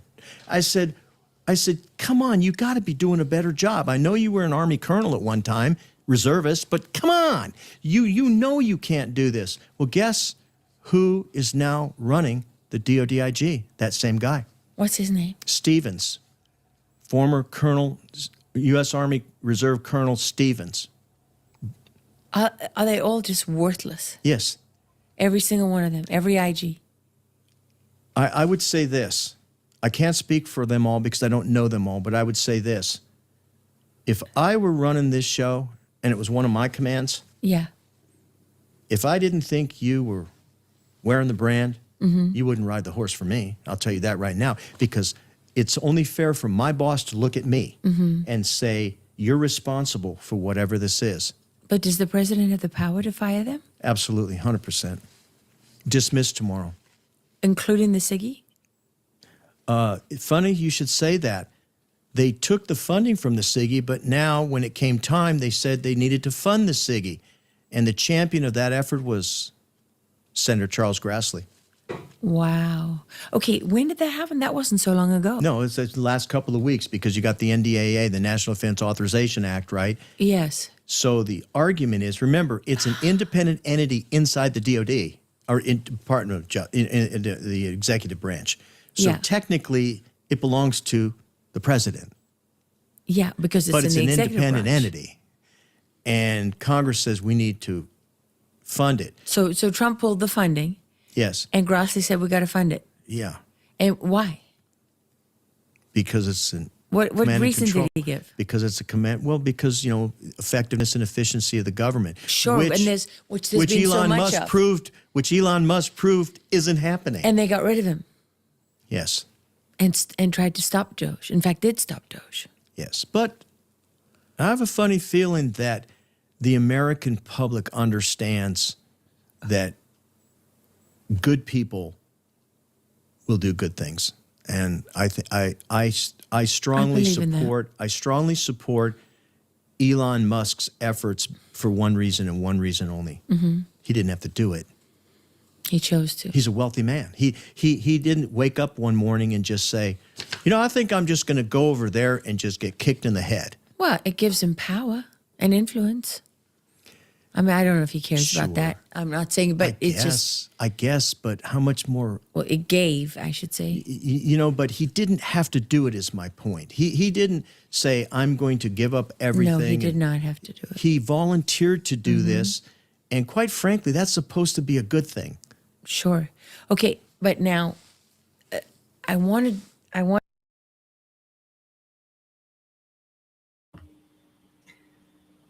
So for me, that was eye-opening hold on a second. Let me do this. To me, that was really eye-opening to learn that the inspector generals are under the executive branch and that Trump could fire them today. These are the guys that have not been listening to the whistleblowers, and they have been talking about this fraud for years. They've been reporting this fraud for years on everything. So why hasn't Trump fired him? Because he probably doesn't know. That's the only thing I can get to. Right. Or they're keeping him from that information, because if that's true, he's the firing man. He would have taken him out already and fired him. He probably doesn't know where the holdup is. And so I feel like this is a big piece of the holdup when it comes to the fraud being reported. The investigations that have been going on haven't been listened, that they're not reporting what's going on.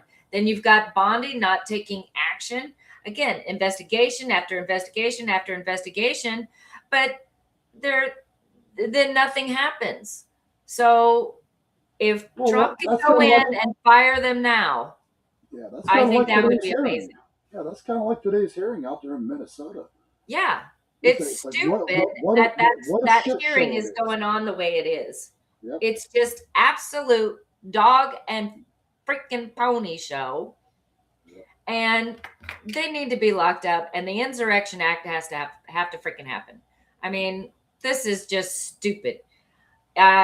We had some comments. Folks were talking about how upset they were getting by just watching the asinine thing that's happening right now. And it's true. It's very, very maddening. And it's not a place that I want to live in.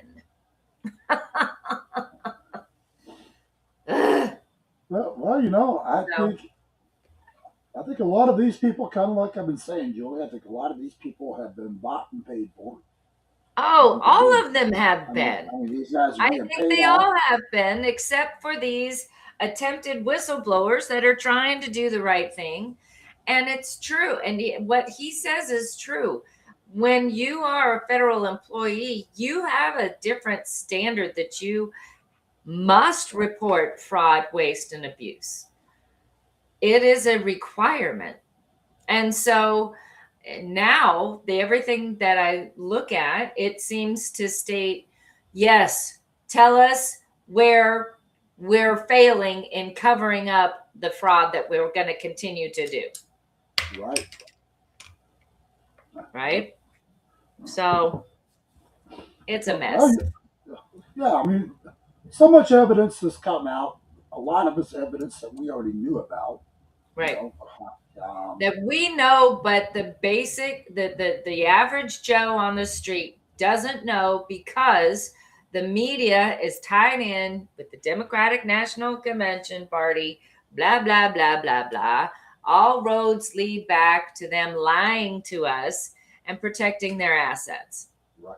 But you know, it comes down to the other point, though. I mean, there's some stuff here that it's like if the American people can see it, why is it Donald Trump can't see it? Well, I mean, but he, and again, he may be so insulated. He may be so insulated that he doesn't know that these people are around him. He doesn't know their history. He doesn't, Right. you know, perfect example. I'm not going to name some names, but we have some past relations with quote unquote patriots up close and personal. So he doesn't know who he doesn't know. Right.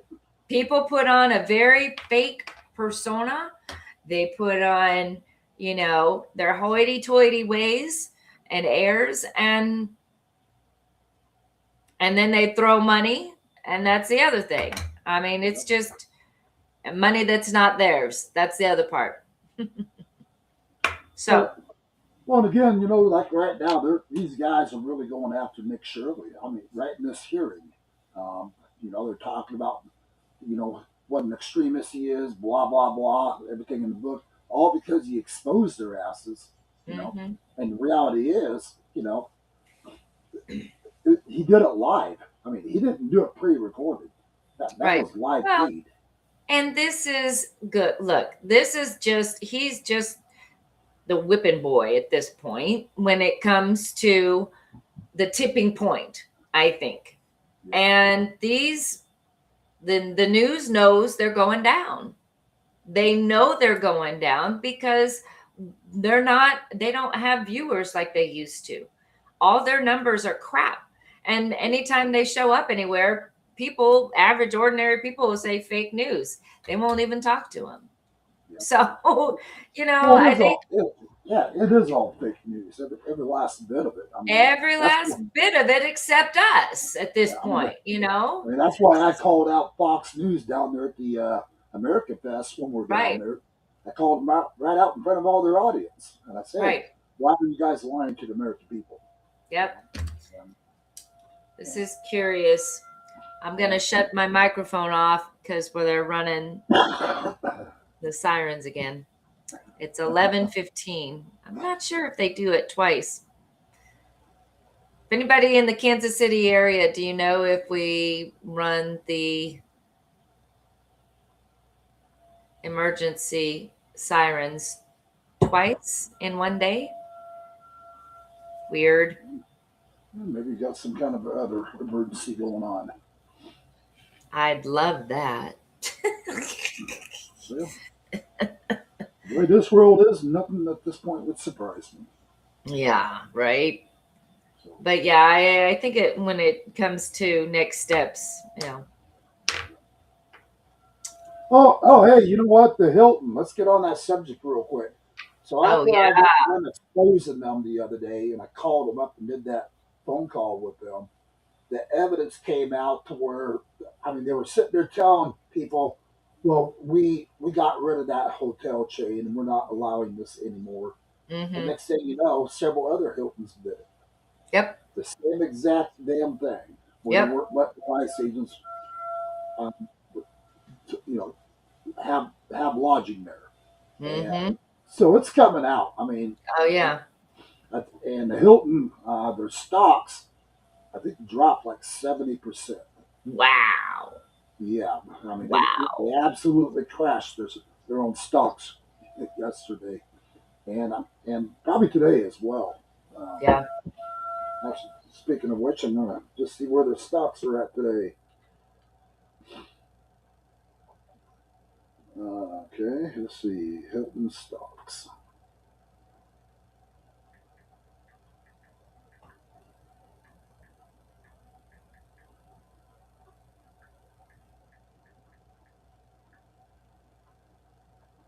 Okay,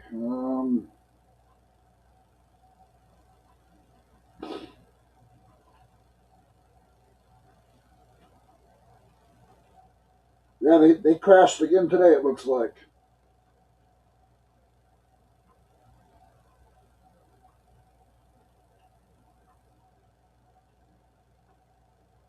Let's see.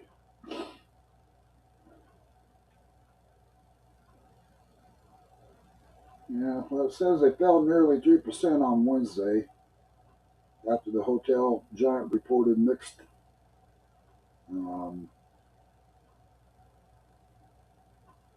Hilton stocks drop after quarter three revenue miss, weak guidance, retail mood crashes.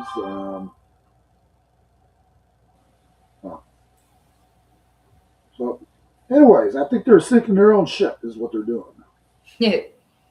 Yeah, But, for sure. They're Bud Lighting themselves. Well, it's corporations like that need to be exposed. What they're doing is, you want to talk about racial profiling. I mean, there you Right. go. I mean, if that's not considered racist, what is? I mean, when they're sitting there telling our ICE agents, you're not going to have a place to sleep tonight because you work for ICE. Mm-hmm. As far as I'm concerned, that's racist. It's crazy. Crazy. Oh yeah, 100%. Let's see. We gotta answer the questions here. Number one thing that happens is no one is held accountable. Okay. Let's see. All right. Did you have any more of that we're going to share, Julie? Yeah, we've got a couple more minutes there if you want to go ahead and Absolutely. share again. Okay. Let's see.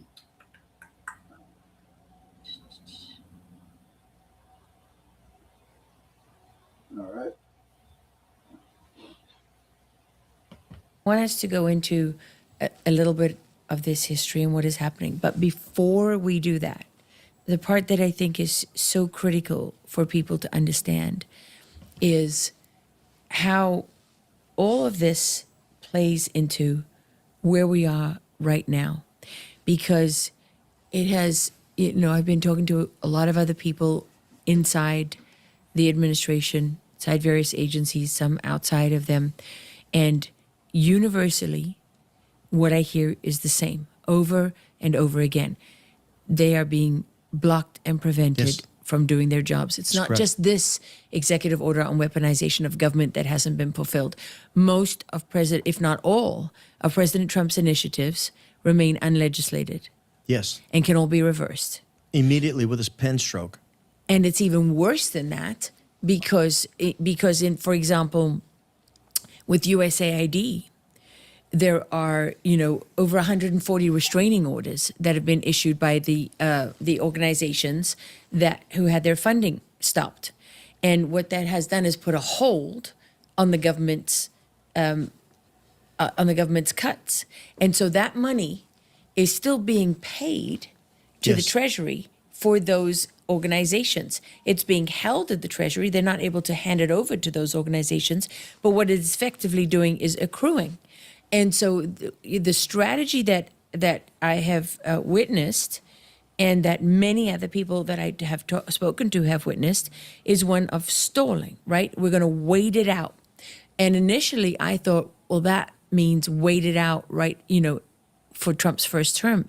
But now it's becoming apparent, especially after the last elections, where there was just blatant fraud in Virginia, and people barely said a word about it. Certainly, the administration didn't make much of a song and dance about it, and so there's grave concern going into the midterms. The plan that has emerged is very obvious. Yes. That people are openly talking about it. That Trump will be impeached. That after the midterms, they will seize control of the House, maybe House and Senate, maybe both, either way, and that he will be impeached. Yes. Are you familiar with the boomerang? No. Okay, a boomerang, just like the boomerang from Australia. Yeah. When you throw the boomerang, it comes back to the person who threw it. There is no doubt that all of these people who volunteered to perform public service on behalf of this president will become targets. Hey, Julie, go ahead and pause it for a second. I think that as we go through, and if the So this is why, guys, this is so important for us to make sure we control the House and the Senate. No matter what your opinions are on Donald Trump at this point, I really don't care. Yeah. What I do care about is if these Democrats do take power, whatever chances that we have to see prosecution on these hearings and everything is going to be just all swept under the rug if they win the House and Senate. They will totally get rid of all these hearings. I promise you. That's what's going to happen. Absolutely. And again, this all could just be a big shit show for all of us as well. And we're not going to see any action. But at this point in time, I've got a feeling at this point in time, we have so many Americans right now saying we're tired of the shit show. We want to see action. Mm-hmm. And if we're, what are you guys doing in office if you're not going to go after them and actually do prosecutions? And I have to agree. I mean, we have seen the talk for so long. The American people are absolutely fed up with the talk. Yep. We're at a point.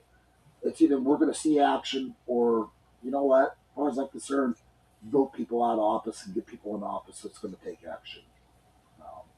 Because none of these hearings matter to me.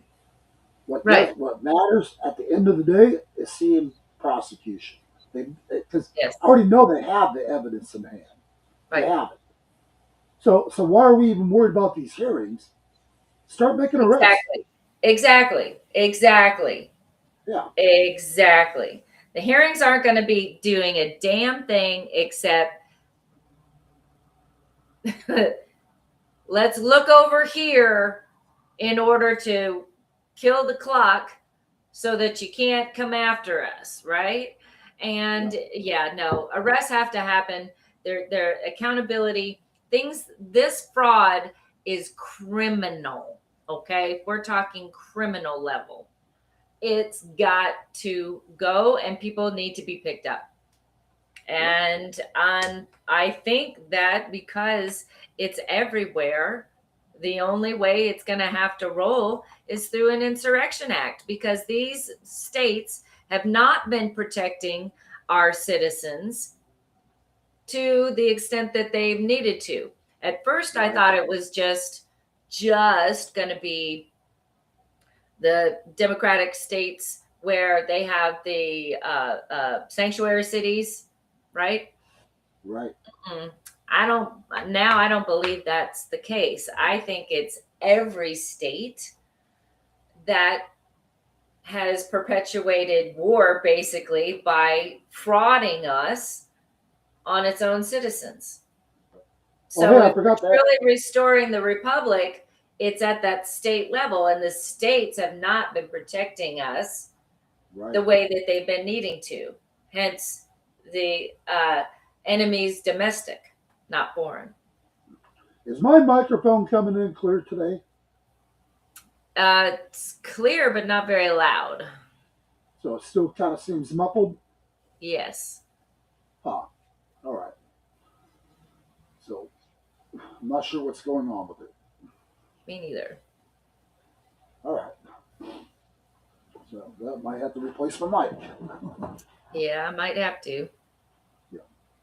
So Anyways, all right. Let's watch a little more of that, Julie. Okay.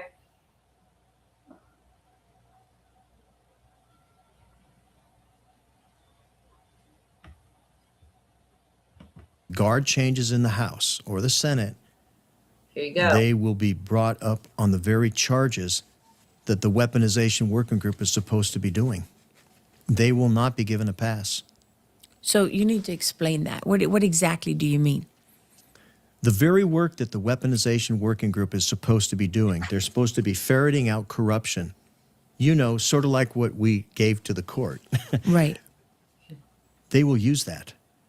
Except this time it will not be for this particular political class. It will be for their political class.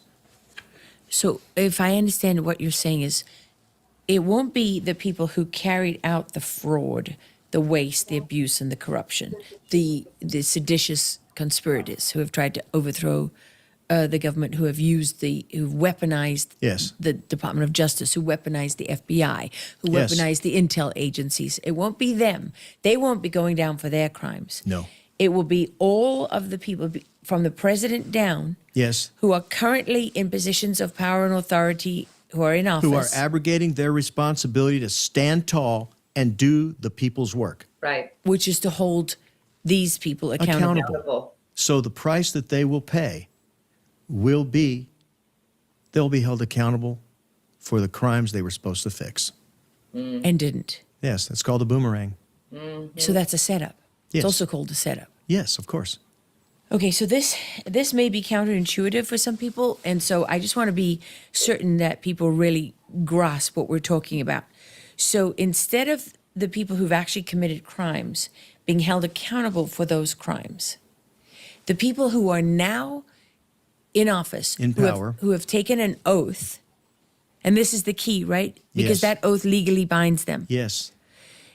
To stop the weaponization of government, to address the grievances of the American public, And the whistleblowers that have been abused and and the January 6th defendants yes, who've been victims of weaponization, and all the other people. So their failure to actually do that is going to be used against them. Yes, but more important than that, it will break the heart Hold on. Hey, Julie, can we pause this for a got second? this particular We got president a in little office. breaking news coming. It's going to break the heart of every single person who thought. Hey, go ahead and close that up for a second. We got a shooting with ICE. Oh, Lord. Okay. Yeah, out in Minnesota. Who's coming in? City at the Portland Ice Building where we saw a lot of the clashing, and then out of nowhere, mid-June, you didn't hear from them or see from them. They were observing, but they did not step in. There are two different outlets, That's because Jonathan. there were accusations of them working with ICE. Departed, but I can definitely say many of them have departed. I'm looking off to the side here now because I'm seeing a line of flashing lights starting to approach, but I think that's probably Minneapolis police. I heard earlier that Chief O'Hara was out here on the scene. We have not gotten an update. In fact, some officers just told me they're still working on when he might become available to give a press statement, but we have not heard him pinned down yet when that might happen. He has been out here. It doesn't look like Minneapolis police, does it, Russ? No, it's other police agencies here. Yeah, So Corin, Metro we do. Transit's on the scene now. Okay. Yeah. We do know, obviously, we have seen the police chief in our pictures and different, it looks like he still is there on the scene. We do know Hennepin County is there, to your point, multiple agencies here. While I have got you here, I just wanted to share this statement we just got from Hennepin County Attorney Mary Moriarty.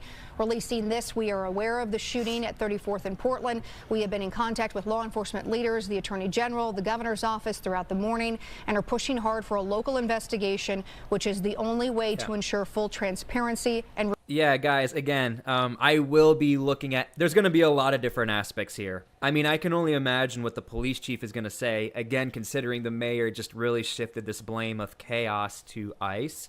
And to be honest with you, we don't like to see stuff like this. We don't want to see clashes. We want agencies to be able to do what they need to do.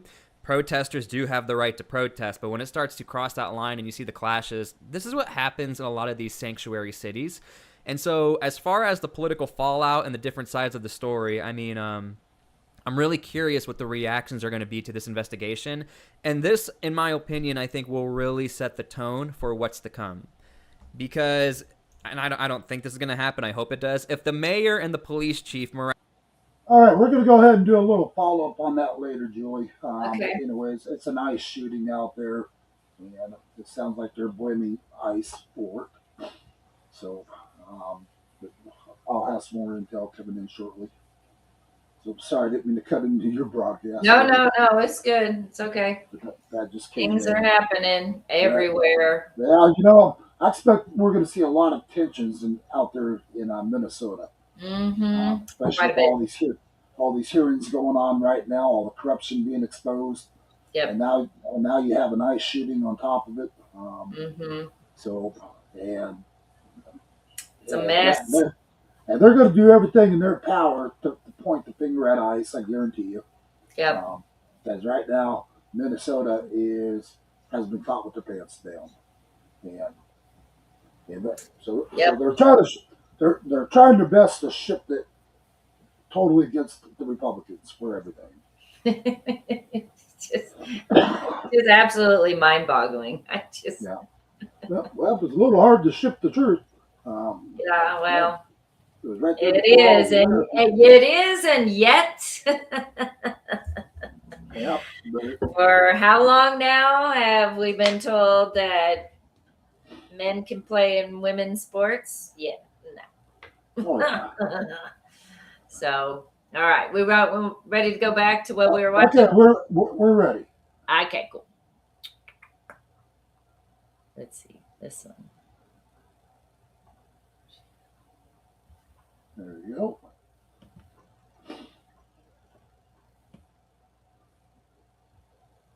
Oh, where'd it go?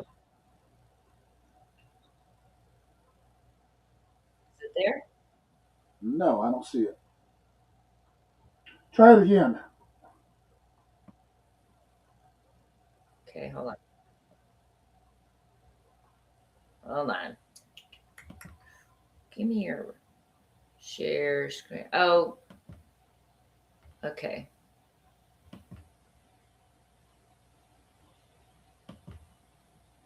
There we go. Okay. Will face legal charges, probably by the DOJ, Public Integrity Section, Criminal Division, civil rights violations, everything. Yes. You know, it's interesting because I did speak to somebody who works inside the government, and one of the things that they're looking at in the intelligence world, this group is looking at reports that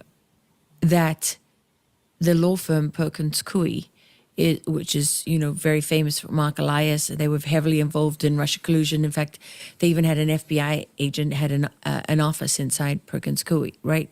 Or was it the other way around? I can't remember. But Perkins Coie and the FBI were working together, and they were very much part of this fake Russia collusion narrative that was a seditious conspiracy.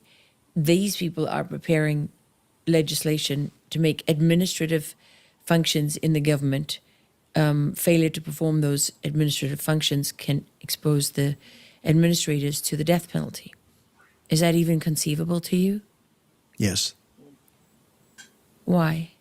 Because if you take an oath of office and you are going to support and defend the Constitution and you failed to do your duty, in some countries that's considered repressive behavior.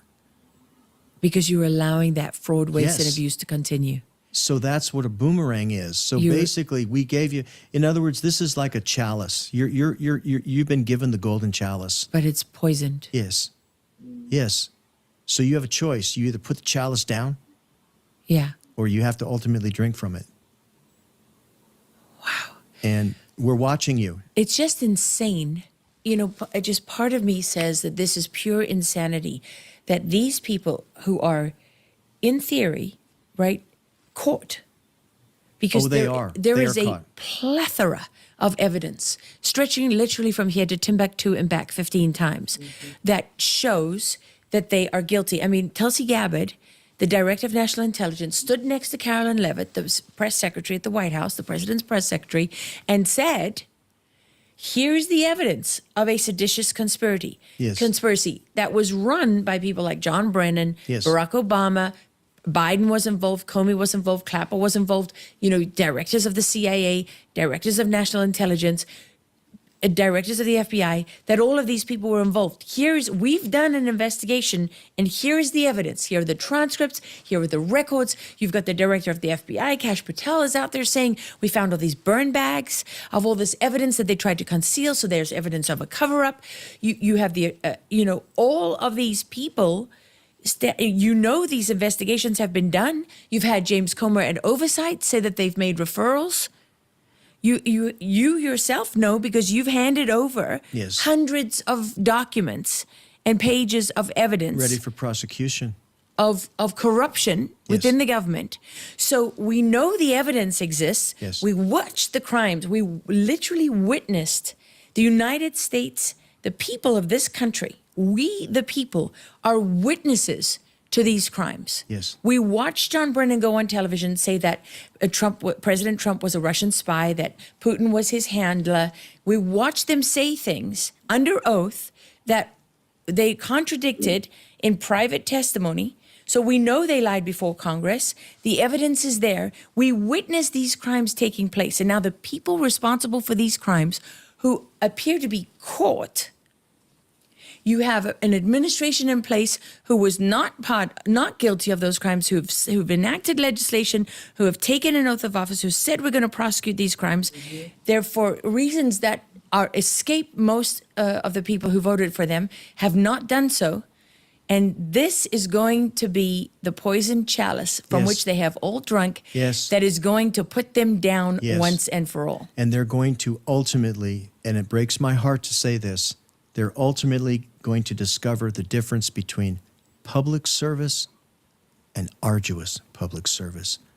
Arduous public service is when you have to stand tall and you have to do what is in the best interest of the nation, not yourself, not a party, not a group, not a company, but you have to stand tall. You have to get in the arena. And the way... Tim, forgive me, okay? But what are you talking? Arduous public service, they're going to prison, or if it's true that they're preparing the death penalty for certain administrators, they're going to be put to death. They have a choice, and they have a choice to do their duty. Now they have a choice.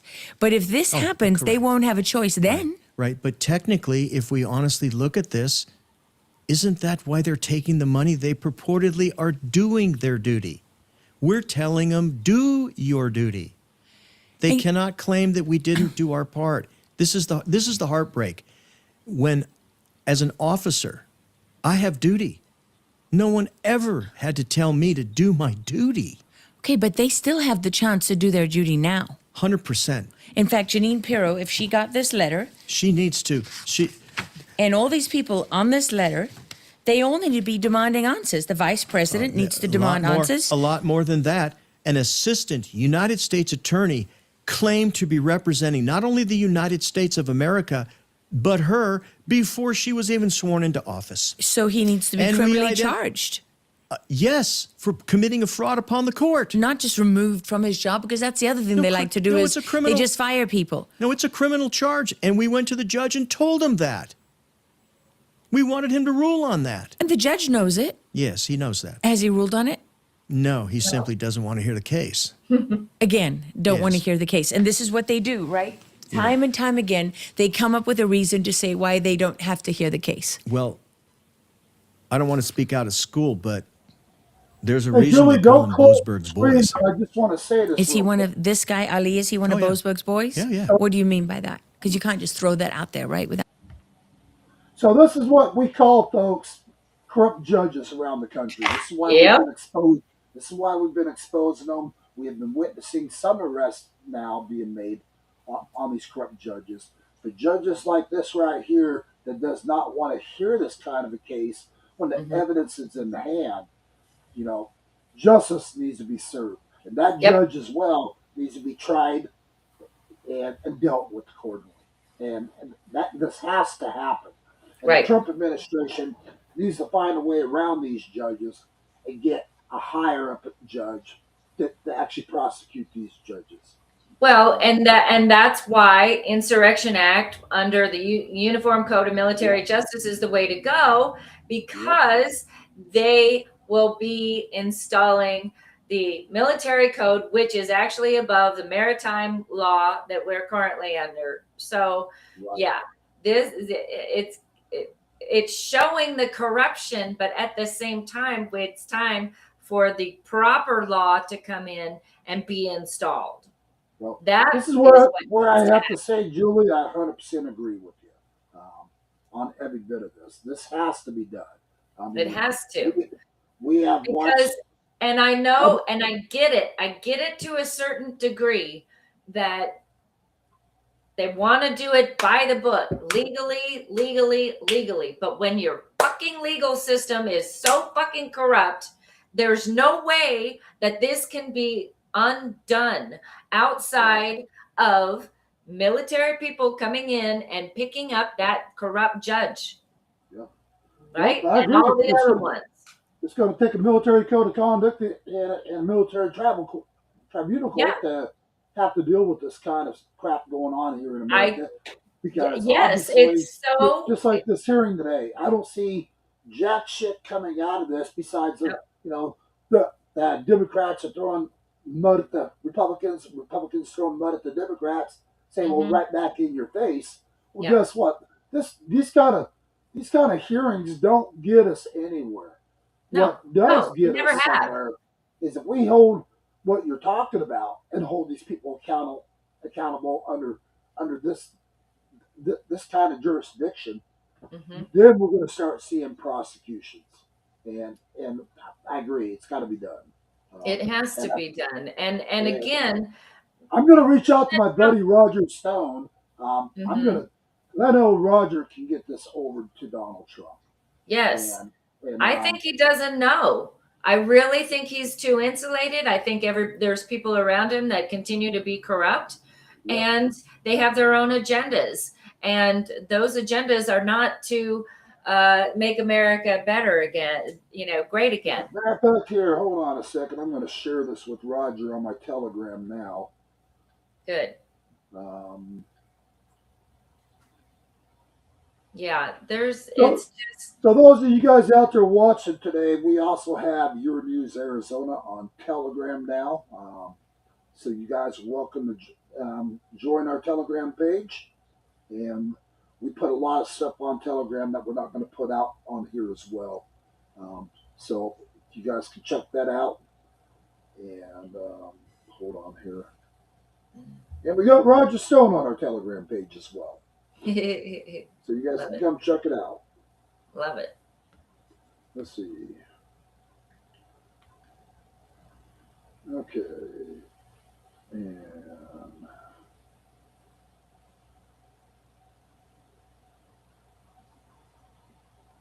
okay, I just shared it with Roger. Sweet. And then I'll call Roger later and tell him he needs to find a way to get this over to Trump. Yeah. But yes, I 100% agree with you. I mean, If nothing else, fire the inspector generals right now. I mean, this is Stroke what needs of to the be pen. He loves the executive order. Let's do it. Well, kind of like I've been saying all along, Julie. I think Trump's got a group of people under him that's not working for the interests of Trump in this country. I agree. They're working for in my book, to help with this corruption. Yes. Yeah. And that's what I see. Yep. And Same. Until Donald Trump opens his eyes and sees it, sees the gold on the silver platter. Yeah. I just don't think he's gonna get it either. Yeah. I agree. All right. Well, let's do a couple more minutes and absolutely wrap it up here. Not backing it up. Sure, I can. He works directly for Boasberg. And we're going to go back to Boasberg, and we're going to hold Boasberg accountable. He's the Chief Justice of that circuit. His judge is the one doing this. He's responsible for the court. Have you gone to Boasberg? Not, I mean, obviously not that feels like it would do We're anything. going to legally file. We're legally filing right to the appellate court for fraud upon the government. We have no choice. We're going to continue to move forward. We're at the stage right now where all we're asking for is a judge to rule. And the heartbreak. And this is what they do, they stole. Yes, and the heartbreak is this. Ironically, guess what we're asking him to rule on? The government's records. This is why we can do this. We're not even going to present anything except, there's your records. The government's own records. Yes. Government's own So let the freaking government record. explain it. Yep. Let the government explain how we can commit criminal acts on behalf of the American public, and it's in the best interest of government. So it's A really... federal judge cannot allow, he statutorily, legally cannot allow a federal official to say, yeah, we break the law routinely. It doesn't work like that. So since he can't say that, they simply say we won't do our duty. But that's what we're saying. Somebody has to do the duty besides the president. The president's putting in enough hours every day right now trying to do the job. Well, he needs help. The president can't do the job of all of these people. But he needs some help, and he needs a team of people that are going to help him.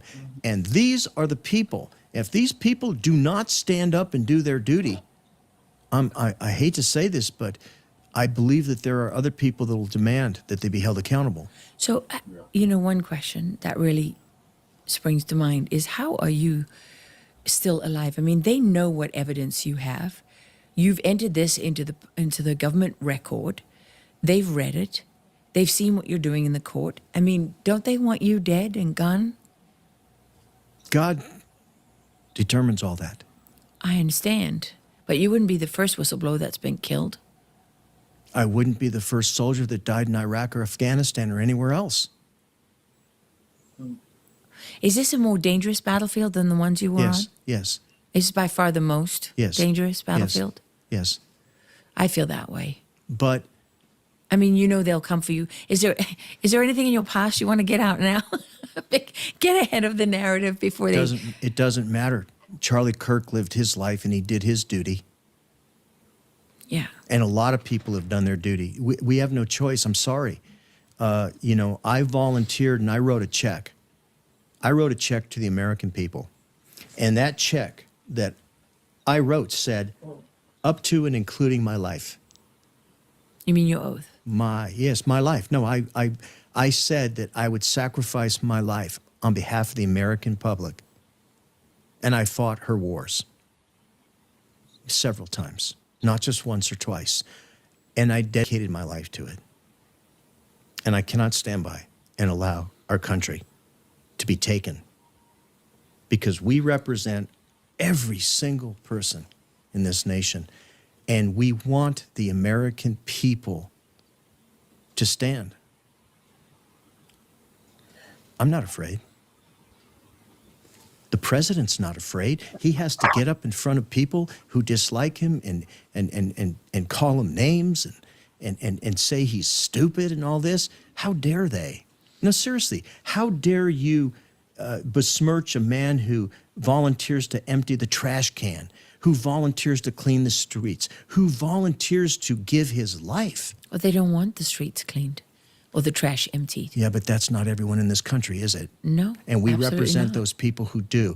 And the people who have asked us to perform arduous public service, I don't want to see a press corps that is disgraced. They disgrace themselves. True, but we need we need an honest, noble press corps. We do. I think there's a whole lot of people in the Senate and the House and in government that are just simply going to retire because the ride's over.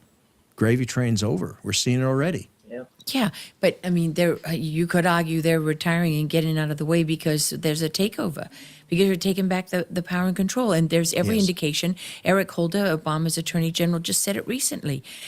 Was talking recently about what they intend to do, which includes packing the Supreme Court, abolishing the Electoral College, and making sure that they never, ever, ever, that there is never a Donald Trump who lives and breathes and raises his hand ever again, or her hand. You want to hear a funny story? Sure.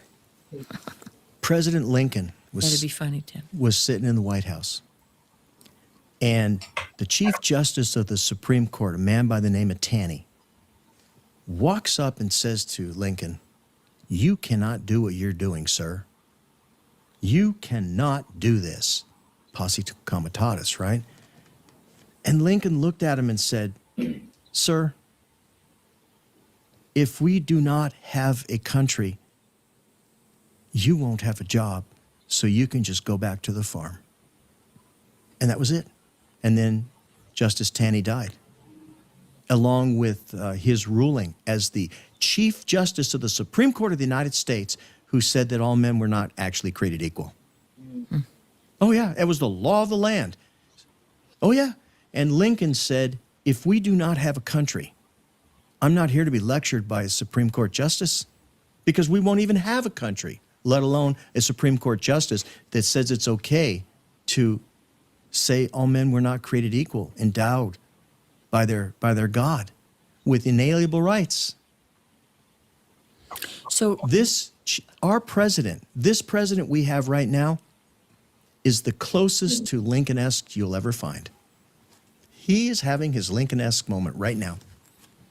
He's trying to save the economy, he's trying to right the ship, and he wants meat eaters. Yeah. He needs people who are going to stand up and fight. Okay, but what you have documented here is that this president, in spite of his best efforts, has not yet fulfilled this duty That's to hold correct. people accountable and to stop the weaponization of the government. And if somebody- He's being subverted Yes. and blocked. Yes, and if somebody is withholding this information from him, I don't think I want to be that public servant. Right, but if they get away with this and they're able to take control in the midterms and impeach him on this basis, it's not going to matter. That's correct. It's not going to matter. And in But fact, we're going to stop that, though. well, We're going to do our very best. well, So there we go. We're going to do our very best. But, Julie, that's the thing. It's going to take people to have to get some information over to Trump to help, open his eyes and ears a little more to what's really going on. Yep. And that's what I truly believe. I did share that with Roger Stone, by the way. Good. And asked him to share it with Trump. But, Yeah. I think that this is what it's going to take. I think he's got too many people under him and his administration that is not focused on the America first. And again, this is my opinion, but my opinion has been well earned by seeing all the corruption that we've been witnessing. Right. Right. But I'm going to just get back to this real quick, Julie. Just a little breaking on that shooting out there. On the real shooting, quick. yeah, let's finish up with that. This just came in. Remember walking past here, they're not directly impacted here though. The neighborhood is directly impacted by all these street closures here because it is closed. Portland's closed at least from 32nd down to about 36th. Right. But again, no businesses in that area, only residential. We do know we should be hearing an official statement, at least from the mayor's office, Corin. We were just notified the mayor will be holding a news conference at 12:15. So obviously, we know you'll be there, or one of our other reporters, to find out what they have to say, give us any new information. But since we checked in with you, the information obviously you ascertain brings us a little clearer picture, at least through the witness accounts you spoke with, about what happened here and how, as you said, this went down very quickly. And with the person who was shot, and then what happened after that. And again, Corin, if you don't mind, obviously just kind of catching up folks who are just joining us now, we do want to clarify. Anything we can confirm right now is just that it's an ICE-related shooting, but you have had a chance to talk to some witnesses as we look at some of these cars that appear to be involved. If you don't mind, could you kind of tell us again what the witnesses have told you on the scene of what potentially may have actually happened here at 34th and Portland? Yeah, like I said, I think I've talked to about 5 witnesses. None of them are, contradicting what the others are saying, but each of them had their own perspective on it. What they saw was, one of them saw an observer out here following ICE. They said that she was told by an ICE agent to leave the scene, and then, they went down the road. She did start leaving the scene. Some other ICE agents told her to pull over, and that's what they saw, one agent on either side. In fact, it sounds like we actually have some of that interview that I did, so let's go ahead and listen there to Aiden, who was a neighbor here. Well, I have a 1 month at home, so I was just getting up. He had woken me up and was getting dressed when I heard all of the horns and the whistles. And I'd heard horns pass through before as people follow ICE vehicles through the city, but they stayed. They kept going, and so I figured whatever was happening right outside. So I started watching through the window. There was a red Honda Pilot, maroon. There were 2 people in fatigues, ICE agents, presumably. One was by the passenger side of the vehicle, one was by the driver's side of the vehicle. And there was a handful of black and white SUVs, license plates on some of them, front license plates removed, parked sort of kittywampus in the street. And I watched as a third person in full camo come and pull several times on the door handle, at which point the red vehicle reversed a few feet and started driving around, and the person who was by the driver's side originally, not the man who pulled on the door, but who was originally there, shot through the driver's side window 3 times, and the car drove down the street a little bit more and then swerved into a car and then ultimately a telephone pole. Okay. I think that's really all, because I'm not trying to get you to comment on that. You just saw this. Did you see an ambulance come? Did you? An ambulance came a few minutes later. There was some delay getting the ambulance to the vehicle because of the number of ICE vehicles in the street, and sort of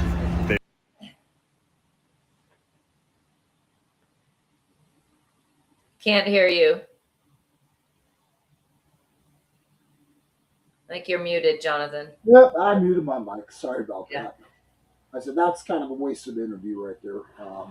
Well, but we learned something. We learned that in that city right now that people are chasing ICE agents in their cars and honking and whistling, because that's what that eyewitness was saying, that happens all around town when they chase ICE agents, which they should not be doing. Yeah, not to mention they've actually been ramming some of the ICE agents' vehicles now. Oh man, put them in lockup, man. And blocking them in to where Lock they can't them up. If you don't want ICE agents to retaliate, abide by the laws. Well, don't interfere with ICE in their duties. Hello. So, well, it looks like we are at an hour, Julie. Yes, I think so. Yes. So I'm going to be covering, like I said, the election integrity today at 2 p.m. Eastern time. So that'll be starting in about an hour our time, Mountain Time. Okay. So we'll be broadcasting that. And I don't think I need to share any more on the hearing out there in Minnesota. Yep. We'll keep an pretty much eye a out. shit. Yeah, that's pretty much a out. shit. Yeah, it's pretty much a shit show out there. Yeah, it is. But But either way, I very much hope that we can get the message to President Trump that we, the people, were ready for the Insurrection Act because of the lack of accountability that that's being done on the current legal system, which is a farce and has been stealing from we the people. I mean, if you really want to look into it, let's dive a little deeper into the whole judicial system is set up to keep us in contract law. And yeah, it's nasty and nefarious. well, the way I see it, Democrats owe us Americans billions of dollars.